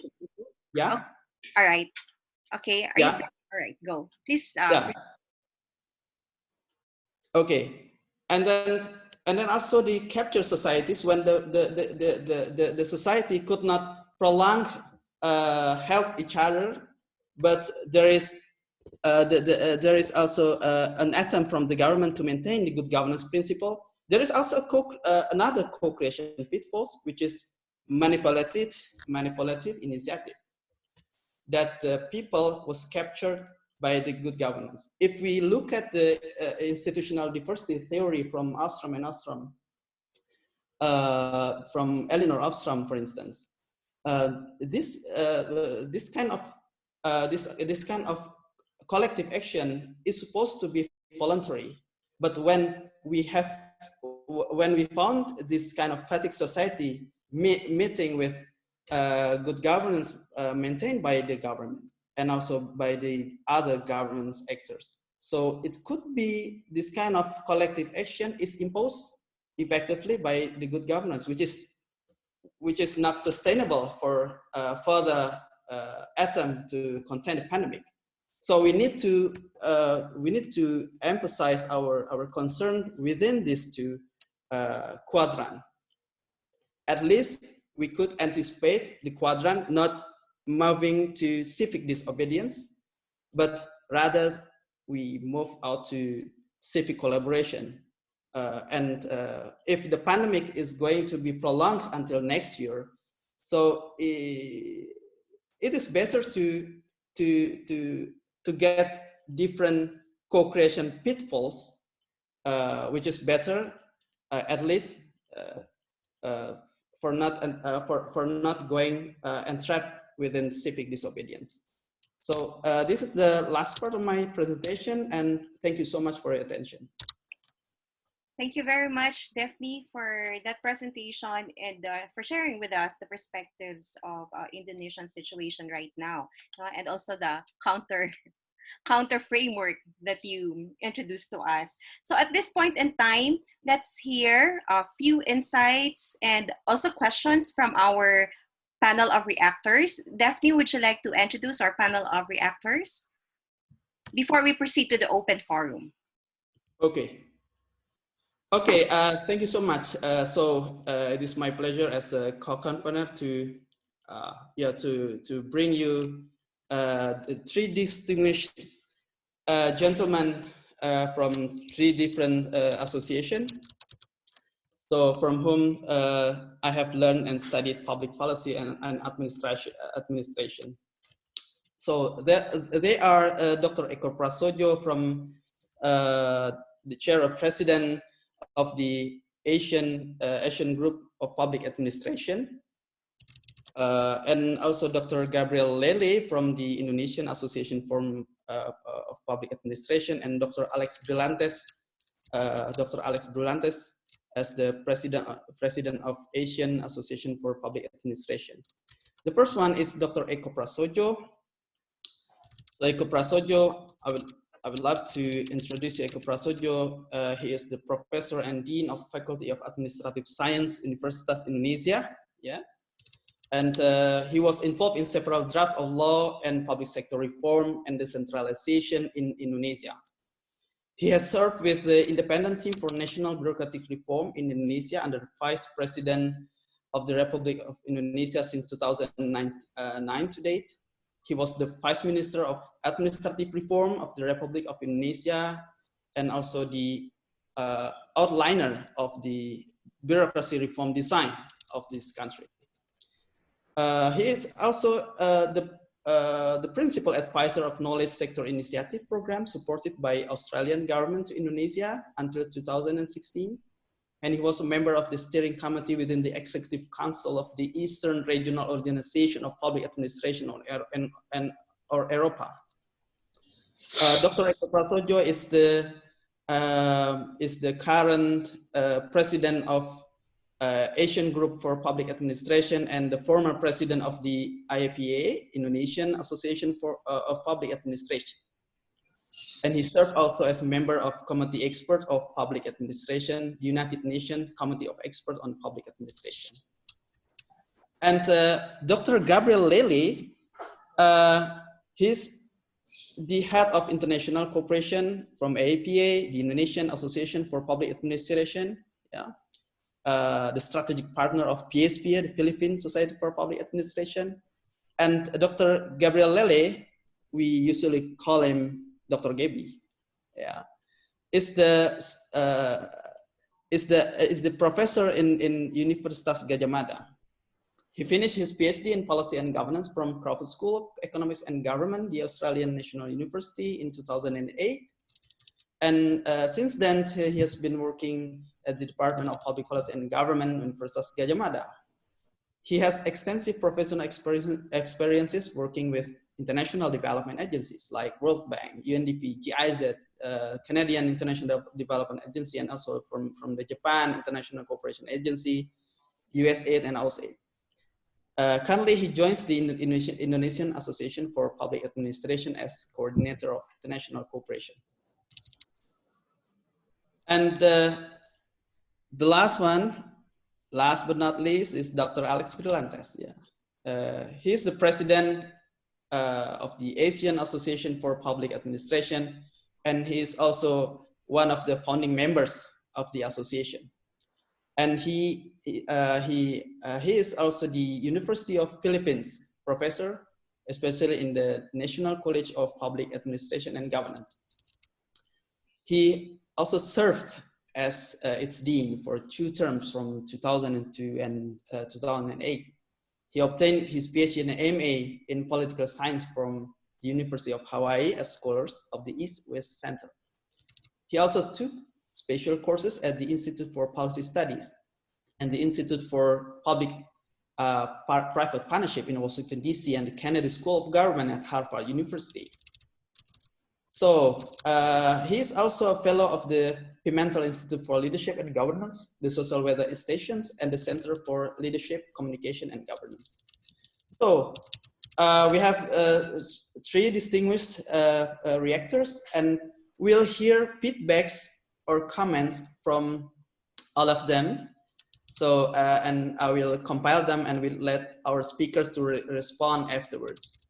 So the first round. So Dr. Eko Prasojo. Hello. Hello, Daphne. Yeah, hello, Professor Eko Prasojo. Would you please enlighten us with your feedbacks or comments to the presentations? Yeah, thank you. Yeah, thank you, Daphne, so and thank you, Lizan. Yeah, thank you all speakers, distinguished speakers, and also participants from this very productive seminar. Yeah, I learned so much from your presentation. Yeah, from Peter, from Laila, Christopher, and also Daphne. Yeah, based on country's experience. Yeah, I think with a time limitation, I would like to focus on 5 points, yeah, 5 variables, yeah, how we manage COVID-19 in several countries, yeah, and at least for based on my experience in Indonesia. One is leadership. Yeah. I think leadership is very important. Yeah, national leadership for managing COVID-19 is very important. So the responsibility of managing COVID-19 should be led by the president or by the prime minister, so by the highest elected political persons, yeah, like a president and prime minister, because this is not ordinary cases. This is the extraordinary cases that should be led by the person that has very big responsibility and also authority. So I think. In the case of Indonesia, President is responsible for this all as a champion of the top. But in the practice, the chairman of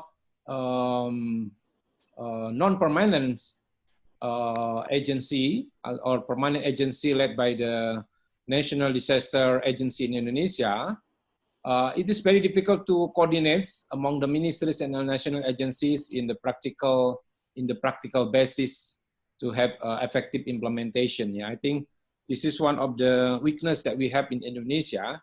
I think that we propose that the president should be the highest responsible persons, helped by the, for example, coordinating ministers and include the members of the Minister of Health, Minister of Home Affairs, and also the head of agency for disaster management. Leadership is very important. How we judge common goodness for the people, but also creating involving people from the government, also from the society, get together to get awareness to help the governments in managing the COVID-19. The second one is the regulations. So the existing regulation is very important. So in the case of Indonesia, there are so many existing regulations that contradictory and disharmony each other. Which regulation that we have to follow is very important. Whether we follow the law of health quarantine, or whether we follow the disaster law, or we follow the law of local governments in Indonesia. So there are many laws that contradictory each other and also disharmony each other. Which law has to be followed is very important for ministries, agencies, in national and also provincial and municipalities. The third one is that we should have the strong governance and strong institutions. So Peter explained about the structure of staff ordinary event in SOAS municipality. I think what I mean with the strong governance and strong institution is how the government could govern the COVID-19 effectively in the practice. The problem is how to coordinate among the ministries because it is involved several ministries, not only the leading ministries like Ministry of Health, but also some ministries in the sectorial or in charge sectorial ministries like Ministry of Transportation, Ministry of Industries, Ministries of Trades, Ministries of Education, and so on. How is many ministries can be effectively coordinated? Yeah, this is the problem of strong governance and strong governability. But also the relation between central, provincial, and local governments. Yeah, in Indonesia, you know that Indonesia is very decentralized states. The good policy could not enough to make sure that the policy can be implemented effectively in the local governments. So the central government should involve the governor and also the head of the cities and municipality in the effective way. For example, until now, I didn't see that the president has, for example, video conference with the governance of with the governor or the head of municipalities to say what is the government policy, and this is the way that government would like to manage the COVID-19 in the provincial and the local governments and so on. I think the problem of central, provincial, and local government in Indonesia is still exists.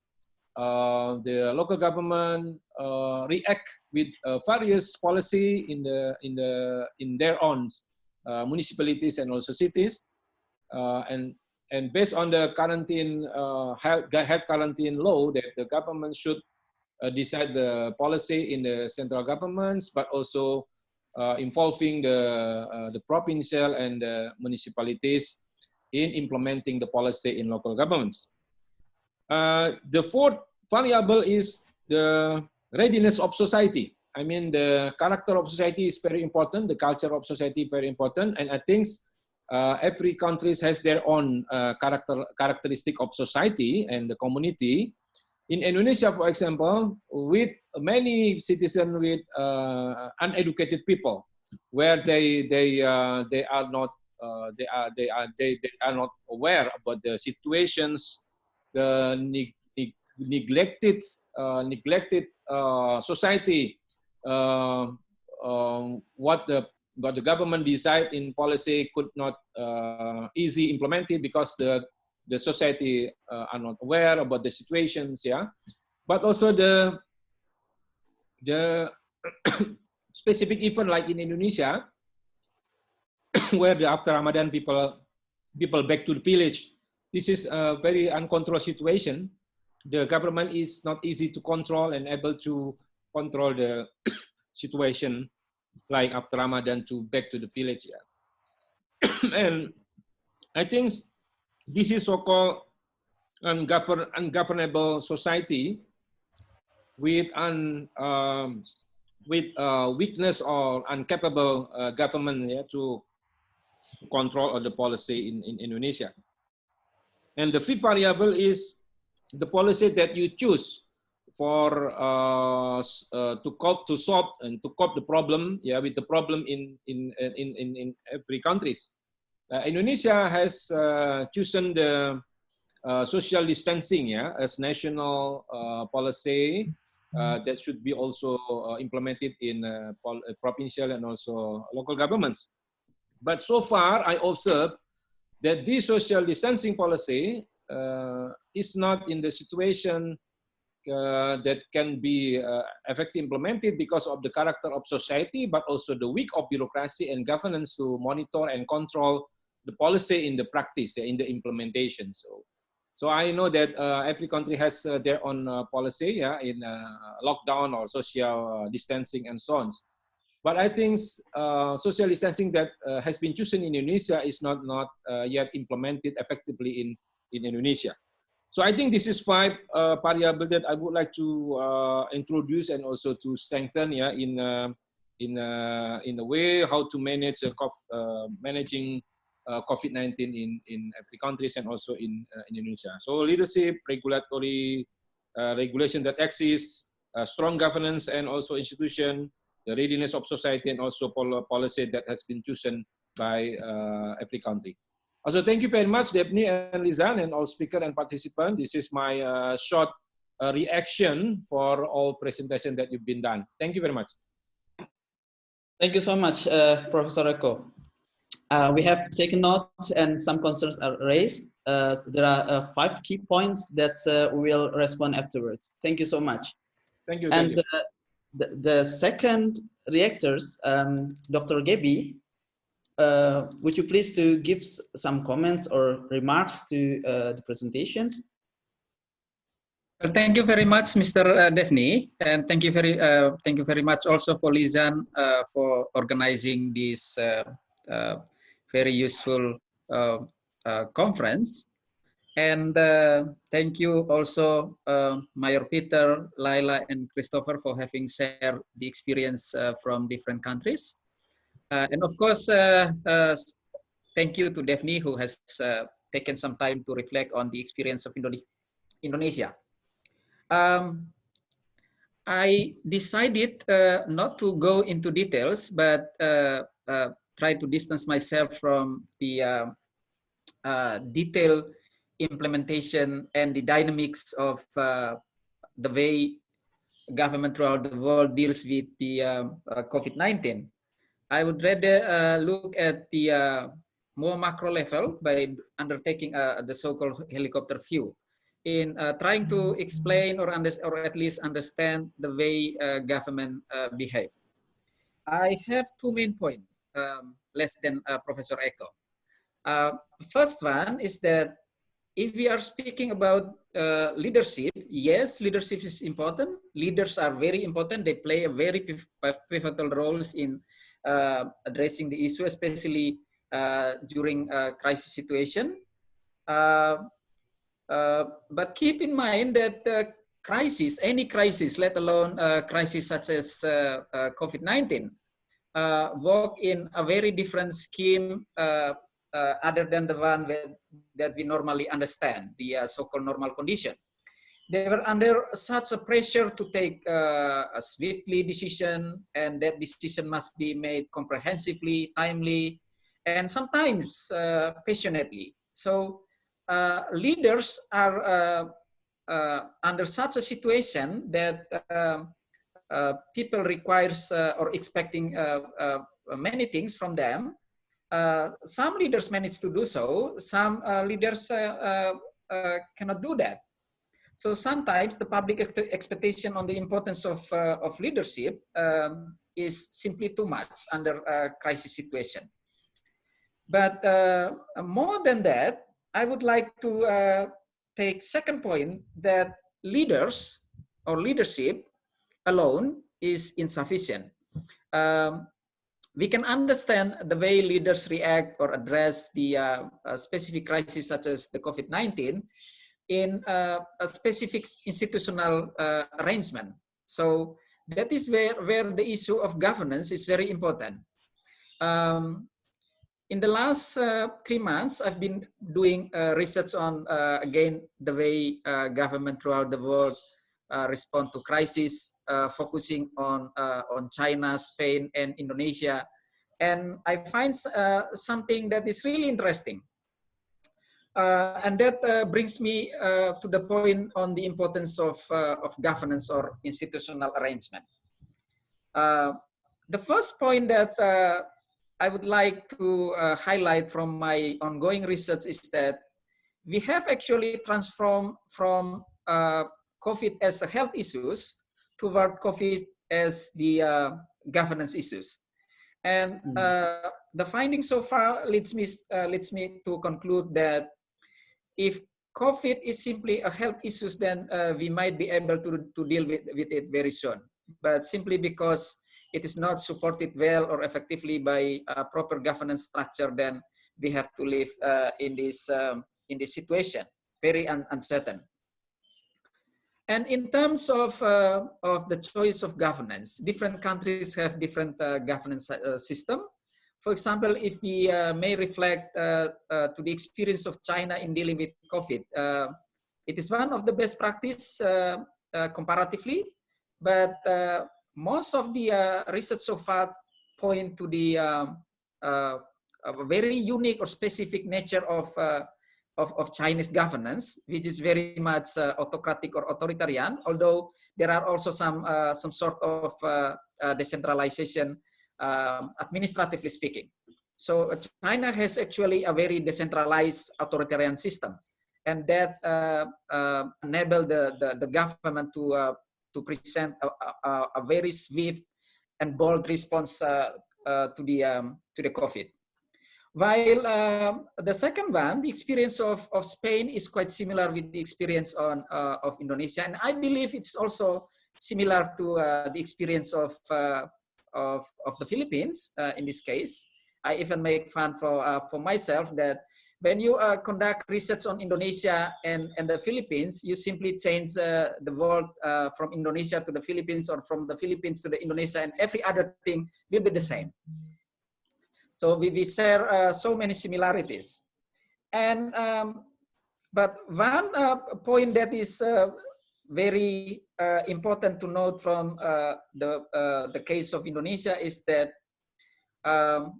while most of the literature point to the importance of a more centralized governance mode in dealing with COVID, Indonesia actually pose a totally different story. It is not simply a decentralized way of dealing with conflict, but rather something in between. So it is a concurrent arrangement or dual competence where all levels of the government are involved in dealing with COVID. That's why before Professor Eko has raised this point that one of the institutional complexities in dealing with conflict is because of the fragmented or polarized nature of Indonesian governance.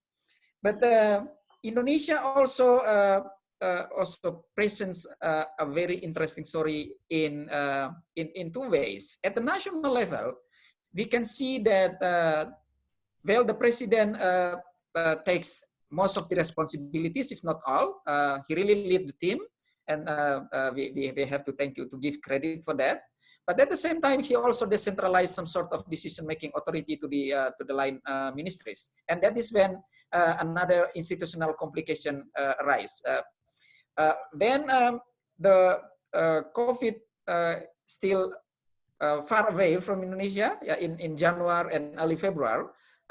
There was a call or even pressure from the public to really limit the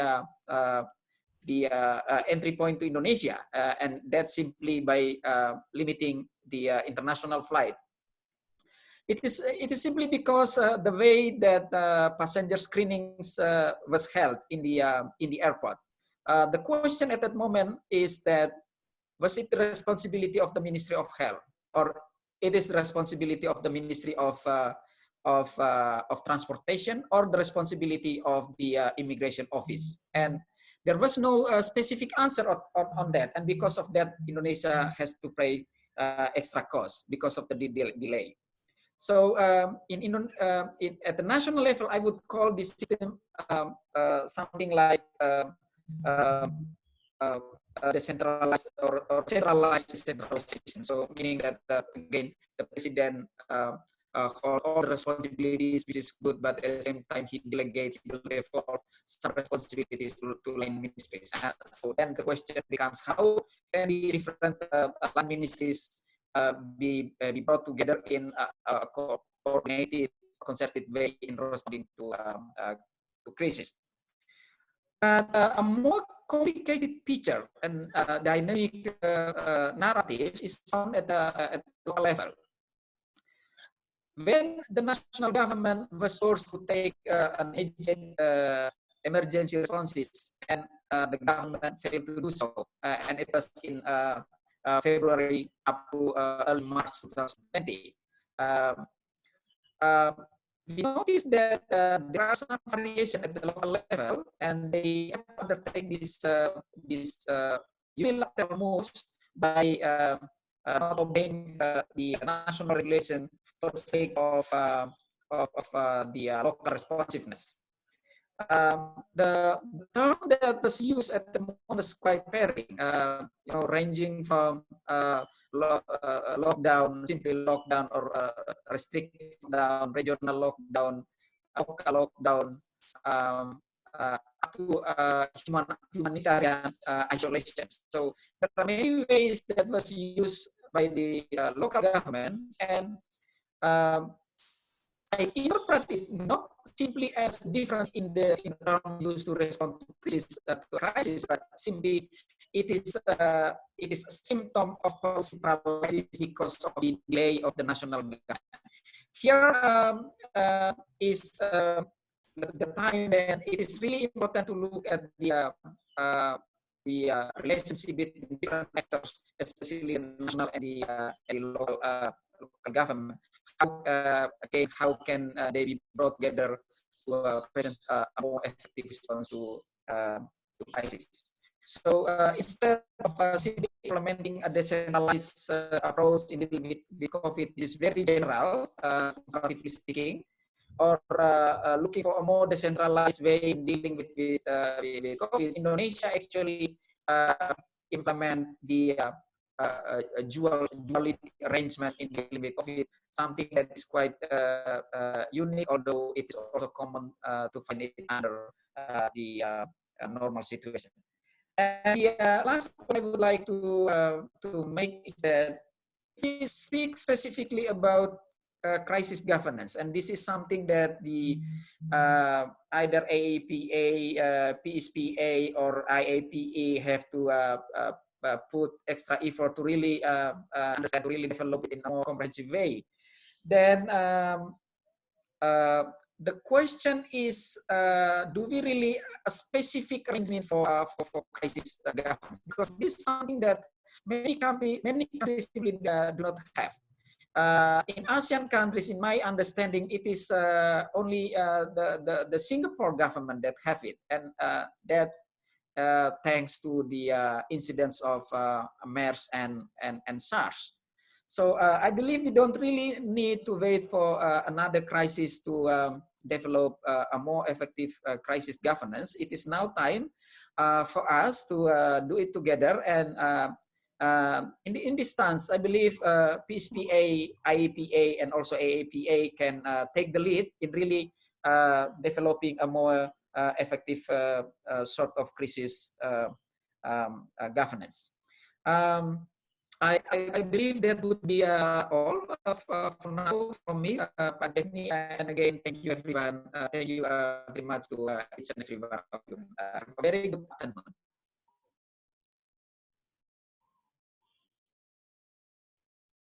Daphne, can you fix your audio? Hello. Okay. Thank you so much, Dr. Gebi. There are many things that you have observed from the micro level perspective, and there are many points that intertwined with what Dr. Eko Prasojo have said to us. So last time I will. Okay, we welcome Dr. Alex Brillantes to give some comments to our presentations. Thank you very much, Daphne. Yeah. I will not speak long because I know we don't have that much time. But first and foremost, congratulations to our four very good speakers, including yourself. I enjoyed the presentation of Peters. Thank you very much. You as the deputy mayor, I think you did such a great job and about the crisis in terms of staff extraordinary events. What struck me there is you made a move to get the participation of your people in your government, right? You told them, you gathered them and you asked them what should we do about it, and then you proceeded. My question, you are the deputy mayor. And the other question, the other point that you made is you have a mayor, and you said the mayor is the political person. My question is, how did the mayor communicate that? Communicate the decisions that the SEE, Staff Extraordinary Events, did? I would assume that you and your mayor work hand in glove, and how did you work in that context? Number two, Laila, great presentation. I really loved it. But many of your discussions also pertain to long term in terms of what you will do. I was a bit surprised that you mentioned that the government doesn't seem to have come in terms of setting aside social amelioration funds. In an earlier webinar that we have also organized by IAPA, led by Dr. Eko Prasojo and of course Dr. Agus Pramosinto, we talked about how it's important that national government sets aside some funds for social amelioration. And this can be done by cutting the budgets of the different agencies. But in your case, you talk about social amelioration from the business. I wonder if there's a move, or there might be a move, to cut the budgets of the existing government and set it aside. Because at the end of the day, as you pointed out, the cut flowers industry has been hurt.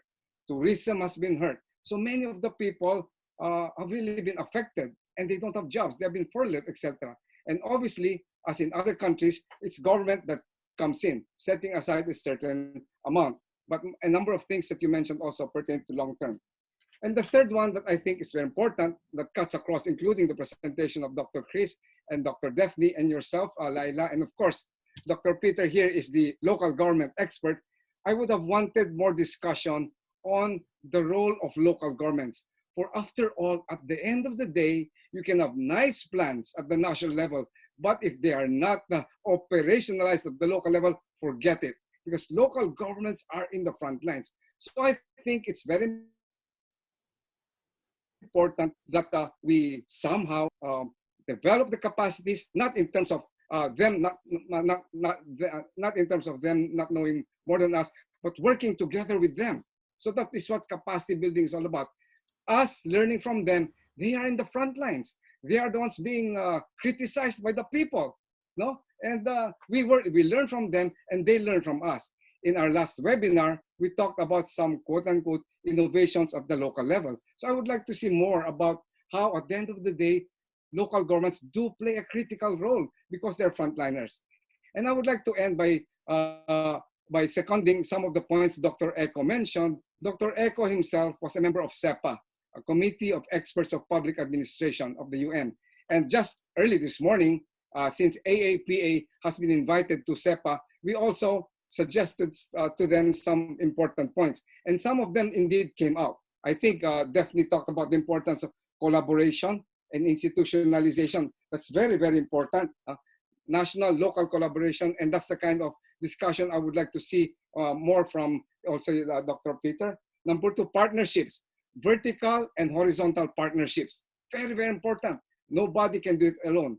And taking into consideration the context, as Laila pointed out, no one size fits all. I think she mentioned that no one size fits all, different context. The third one that we suggested to the SEPA that's meeting tomorrow on SDGs, focus on the role of local governments.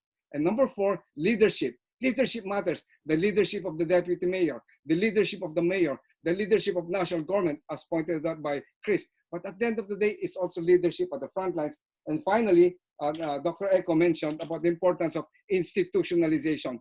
How do we change the mindsets of the people that when we go back tomorrow, when the quarantine is lifted, I said quarantine, last time I said quarantine, quarantine is lifted, how should the people's behavior change? Do we maintain physical distancing? Do we wear masks? Do we wash hands often? It is not back to business as usual. And that is really what I think this pandemic brought about behavioral changes, changes in mindsets, and accepting that things are not going to be the same. Presentation, I really learned so much. As we say in Manila, maraming salamat po. Maraming salamat, Dr. Alex Brillantes. Thank you so much. So we have running out of time, but there are many important points, key takeaways from our reactors, and they are so intertwining one to another. So I will let our source person, our speakers, to respond maybe in short, within 2 minutes. And I will distribute the issues to one to another. So first of all, we'd like to hear from Chris, yeah, Dr. Christopher Berse, yeah. So Dr. Eko Prasojo, Dr. Alex Brillantes, and Dr. Gaby has mentioned about the central-local relations and also the importance of leadership, changing the behavior of the society. And you have mentioned also these issues within the span of hammer and dance. So how do you respond it, Dr. Chris? What's your opinion about the best governance setting, the best relations between central and local government in order to contain the pandemic effectively? Because it is not necessarily merely health issues, but also the political ones. So this is one point that represents all of the points that Dr. Eko Prasojo and Dr. Gaby and Dr. Alex Brillantes mentioned. How to coordinate central-local relations to contain the pandemic, and how to change the behavior of the people. So please, within 2 minutes, would you please to respond? Okay, thank you for the question. I agree with the suggestion that, number one, in crisis management, really the basic principle is the same with decentralization. This basic concept of subsidiarity. The people on the ground closest to the incident will be the best people to deal with the situation. And that's basic. And of course, on the other side of it is the need to coordinate with the local with the national for the vertical coordination, primarily because of the extent of the severity of the threat. The problem is that there's a tendency to be highly centralized, and we've seen that in the Philippines, especially. And there's a sense that decision-making and planning has been top down.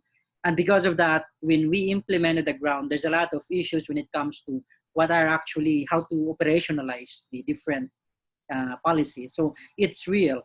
What is happening, for example, in the Philippines is that the one who's calling the shot at the national level is an agency that does not have, complete control, or does not have a similar or a mirror mechanism at the local level.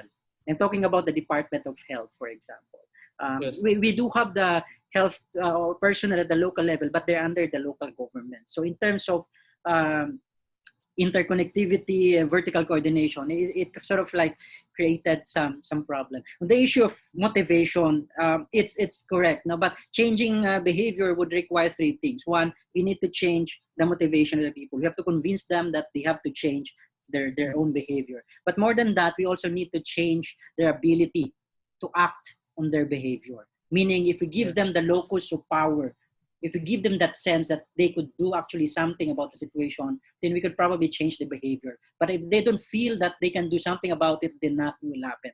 Number three, component for behavior change would be the clarity of policy. The clarity of yes, guidance from the government. Okay, thank you so much, Dr. Chris. I think so. It reminds us about the. It calls the remembrance of the importance of institutional setting that give drivers and constraints of the people behavior, and you have mentioned about the clarity of policy to do so.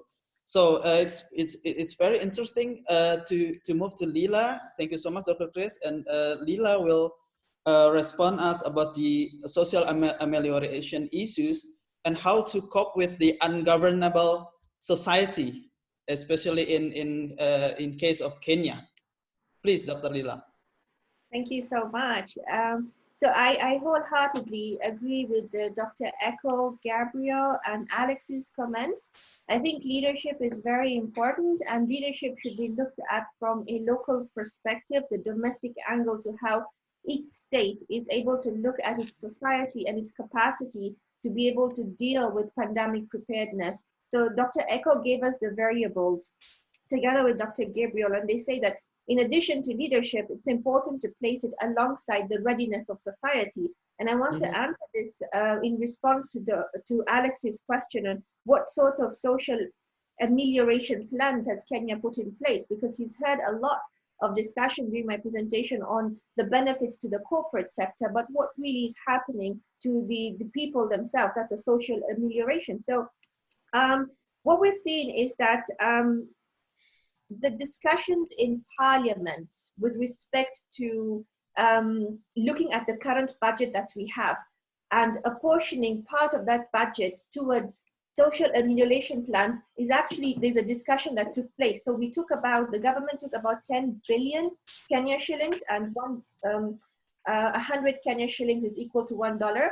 So 10 billion Kenya shillings was suggested as a way to send cash transfers to the vulnerable populations. But again, like Alex said, yeah, it's on policy. It's actually there. It's been debated in Parliament. But when it comes to operationalizing this, I haven't seen much that has come in terms of how the money has actually reached this vulnerable people. And among the vulnerable people is where we have stateless persons who've been living in Kenya for the past 40 to 50 years, who don't have any form of identification document, are basically declared stateless by the government. So and they've been working within the informal sectors.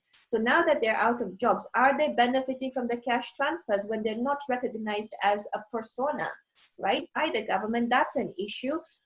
The other ways to resolve or help with the social amelioration plans is that there's been a reduction of the VAT from 16 to 14%. That's somehow helping to adjust with the economic concerns that we're having. The government has also said that there will be no tax for people who earn income below 24,000 Kenya shillings. That's about $240. So anybody earning $240 and less will not be charged any income tax on it.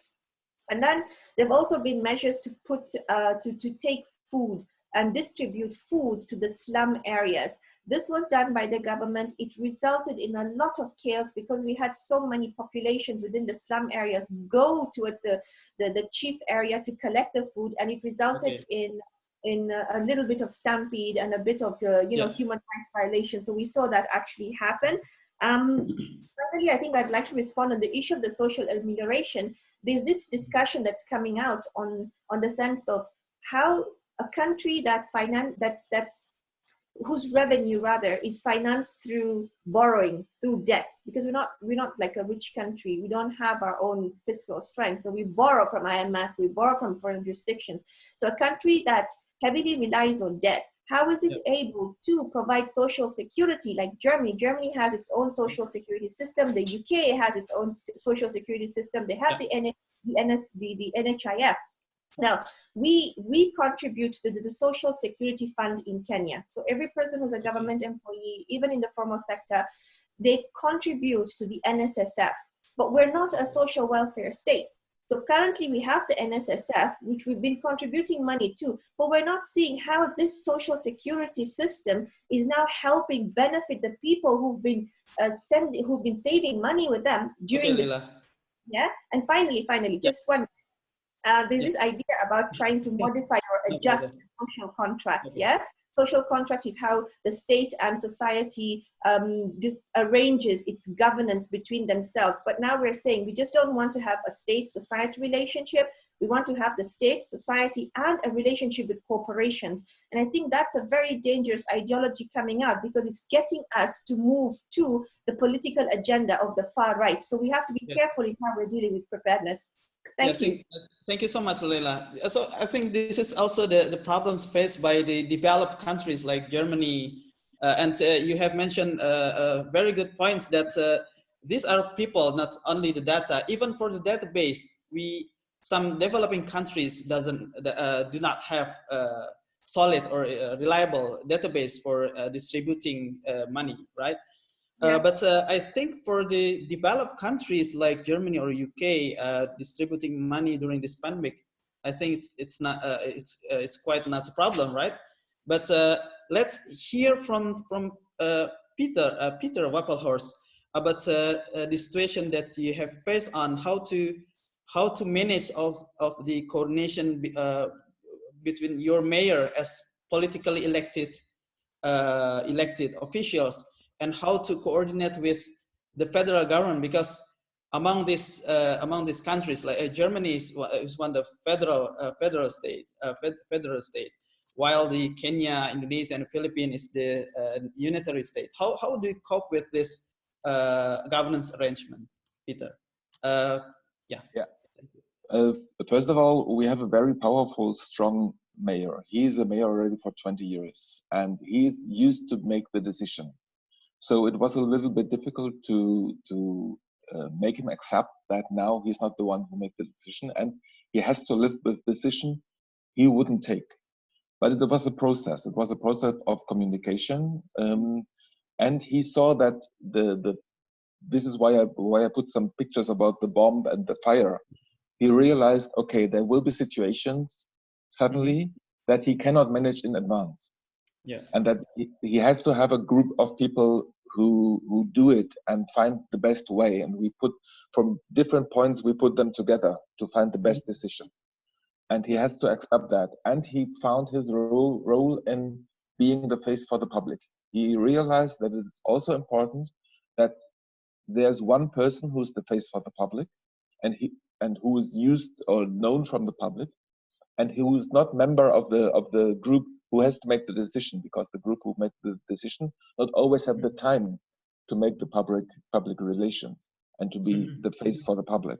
They have to discuss, they have to make the decision, they have to work. He has to be the one in front. He realized that he found out that this is his role as a mayor, and that it is as important as being in the SAE. Yeah. And at least it's about communication and trust. We talk a lot, and of course we trust each other. We work together now more than 10 years. This is also a part of, and it's important. If there's not, it will not work out. Definitely not. I think it holds a key point of why the people would like to follow the arrangement of the government. Yeah, the key point to make up, to develop, and to maintain trust. And according to a survey of economist survey several years ago, that among the European countries, Germany is considered as the most trustworthy government and society. I think that's the key point: how to make effective communication, and also the clarity of the policy, and also the strong leadership of the mayor that you have mentioned. Okay, okay, Peter. Right. Thank you so much. It's very important point. So listen, we have read it up, and we can move to you again. Thank you. Thank you very much, Daphne, for taking time to facilitate that portion. So now, first, I'd like to acknowledge we are privilege that we have with us two top government officials from the Philippines and from Indonesia. I'd like to acknowledge again the Chair of Civil Service Commission of Indonesia, Dr. Agus Pramosinto. Hello, Dr. Agus. And then we also have our own Philippine Civil Service Commission Chair, Ma'am Alicia Bala. Hi, ma'am. Good afternoon. And Chair Bala has a question for all of our speakers. The question is this: what were your thoughts, experiences in adopting work from home as an alternative work arrangement? What are the challenges? What are your recommendations to ensure enhanced productivity? So may we get some insights from our speakers very briefly. Thank you. Can we have Laila? Yes, Mayor Peter. For me, it was really a new challenge, and I work more than before. I start earlier and stop later. And my experience is make yourself as comfortable as possible. About cloud, about the area, about where you sit and work, make yourself comfortable. These are my experiences. All right. But it's good for us. We started now to do it more like this. Okay, thank you, Mayor Peter. Laila, may we hear from you? Well, I hope it ends very soon because it's terrible. I mean, it's good that you find yourself being more productive because you're less distracted. But the bad side is that you end up working so much that you forget that you need to stop working. And it's also very difficult because I think I'm a people's person. I like to have people around. Even when I'm making presentations and when I'm teaching, it's not nice to do it through the computer because you can't sense how people are perceiving your talk. You cannot build that one-on-one interaction. But it's the new normal, and it's teaching us to become more tech savvy. It's teaching us to be more adaptable to technology. It's a good thing, but we need to be able to balance it very carefully. Yeah, I agree with you. There are no boundaries. Dr. Chris? Yes, I share the same sentiment. Work from home means more work from home. But I think at some point we need to find a balance between home duties and your personal professional work. Yeah, thank you. Daphne, very briefly. Yeah, I like to be more adapted and see how because I'm residing in Germany, and I this is the time that I can get deeper lessons from my German colleague here, how to train ourselves to be more disciplined, especially during this pandemic. Thank you. Thank you, Daphne. And at this point in time, I'd like to acknowledge the presence of PSPA board members. We have Dr. Ederson Tapia, Dr. Malu, and the rest of the group. And I would like to acknowledge now Dr. Sanjay Claudio for his question. I can patch you in, Dr. Sanjay. Oh, yeah. Hello? Yes, Yeah, Dr. hello. All right, thank you, Doc Lisan. Can you hear me now? Yes. All right, so I'm addressing my question to Attorney Leila and any of our presenters. Realize through the spread of the COVID-19 pandemic how interconnected the world is. As seen in the presentations, a variety of responses were implemented by their leadership from country to country. But do you think we have enough government-to-government or international cooperation among countries in addressing the coronavirus? And finally, in what ways or areas do you think should transnational cooperation or co-creation will still be necessary at this point of the crisis situation and eventually in a post-COVID world? Thank you. Okay, Attorney Laila, please.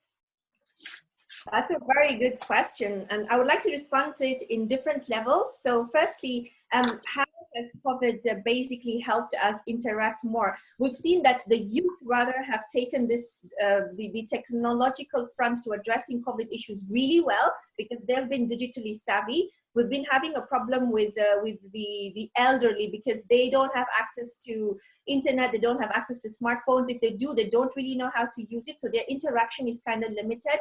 We've seen a lot of online dealings, a lot of online businesses and supply of services taking place, so it's been good.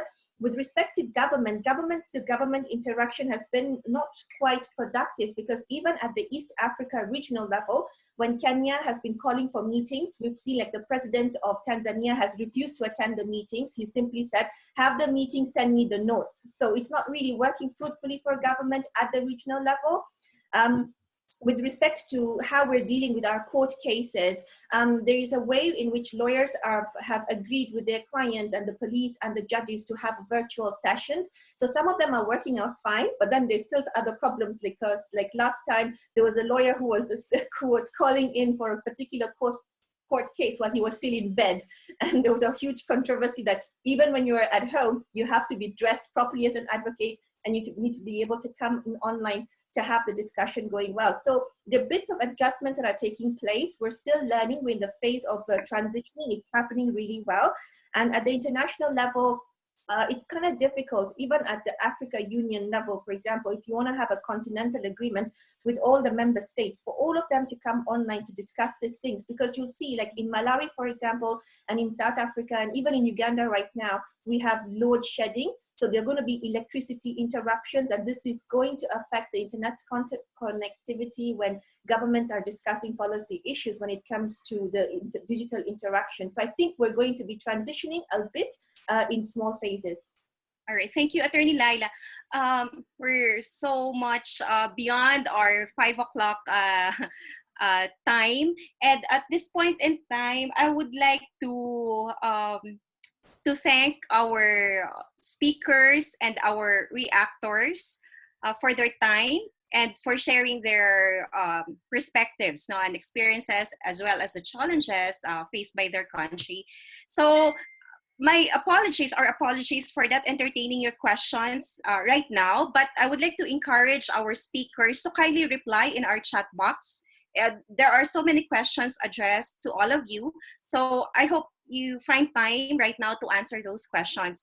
So let's proceed to the awarding of our Certificate of Appreciation. First, kindly share the screen. This is an e-awarding of Certificate of Appreciation, and Celine, kindly flash the certificate. First certificate to Mayor, Deputy Mayor Peter. Okay, all right. So the Certificate of Appreciation reads as, the Philippine Society for Public Administration awards the Certificate of Appreciation to Deputy Mayor Peter Wappelhorst for his invaluable contribution as a resource person to the Public Administration and Governance International Webinar, Imperatives of Leadership, Governance, and Innovations at the Time of the New Normal, a Knowledge Co-Creation in the Fourth Industrial Revolution Era. The topic is on perspectives, innovations, and lessons from country experiences on COVID-19 crisis, held on May 16, 2020, 3 p.m. to 6 p.m. via Zoom Video Communications Incorporated, signed by yours truly, Lizan Perante Kalina. So this is for you, Mayor Peter Wappelhorst. Thank you very much, and thank you for the invitation. It was a pleasure for me to join this web seminar. It was my first time, so thank you very much. Yeah, our pleasure. Our next Certificate of Appreciation is awarded to Attorney Lila Latif. Thank you, Attorney Lila. And next Certificate of Appreciation is for Mr. Daphne Holidin. Thank you, Daphne, for co-convening this webinar. And also to Dr. Chris Burse. Dr. Chris, thank you very much, Dr. Chris. And for our reactors, I'd like to present the Certificate of Appreciation to Dr. Echo Persojo. Dr. Echo, thank you so much. Thank you, Lizan. Terima kasih, Dr. Echo. Thank you. And the same goes to Dr. Leleg. Thank you very much, Dr. Lizan. Thank you very much. And of course, to Dr. Alex Brillantes. Thank you very much, Dr. Alex. I think your audio is not unmuted. Thank you. Thank you. So everyone, before we close our session, I'd like you to please go to your gallery view and press the speaker or the participants view for us to have a group photo. Okay, So we'll take a cue from Celine or Aina for a group photo. 3, 2, 1, smile, everyone. All right. Thank you, everyone. That ends our international webinar. See you next time. Thank you. Sama-sama. Terima kasih banyak. Maraming salamat po. Alex. Alex, thank you very much. Alex. Thank you. Thank you. Bye. Thank you. Thank you, you. Lisa. Bye. Thank you, Christopher. Yes. Thank you. Yes, I know you're excited to see each other. So even virtually, we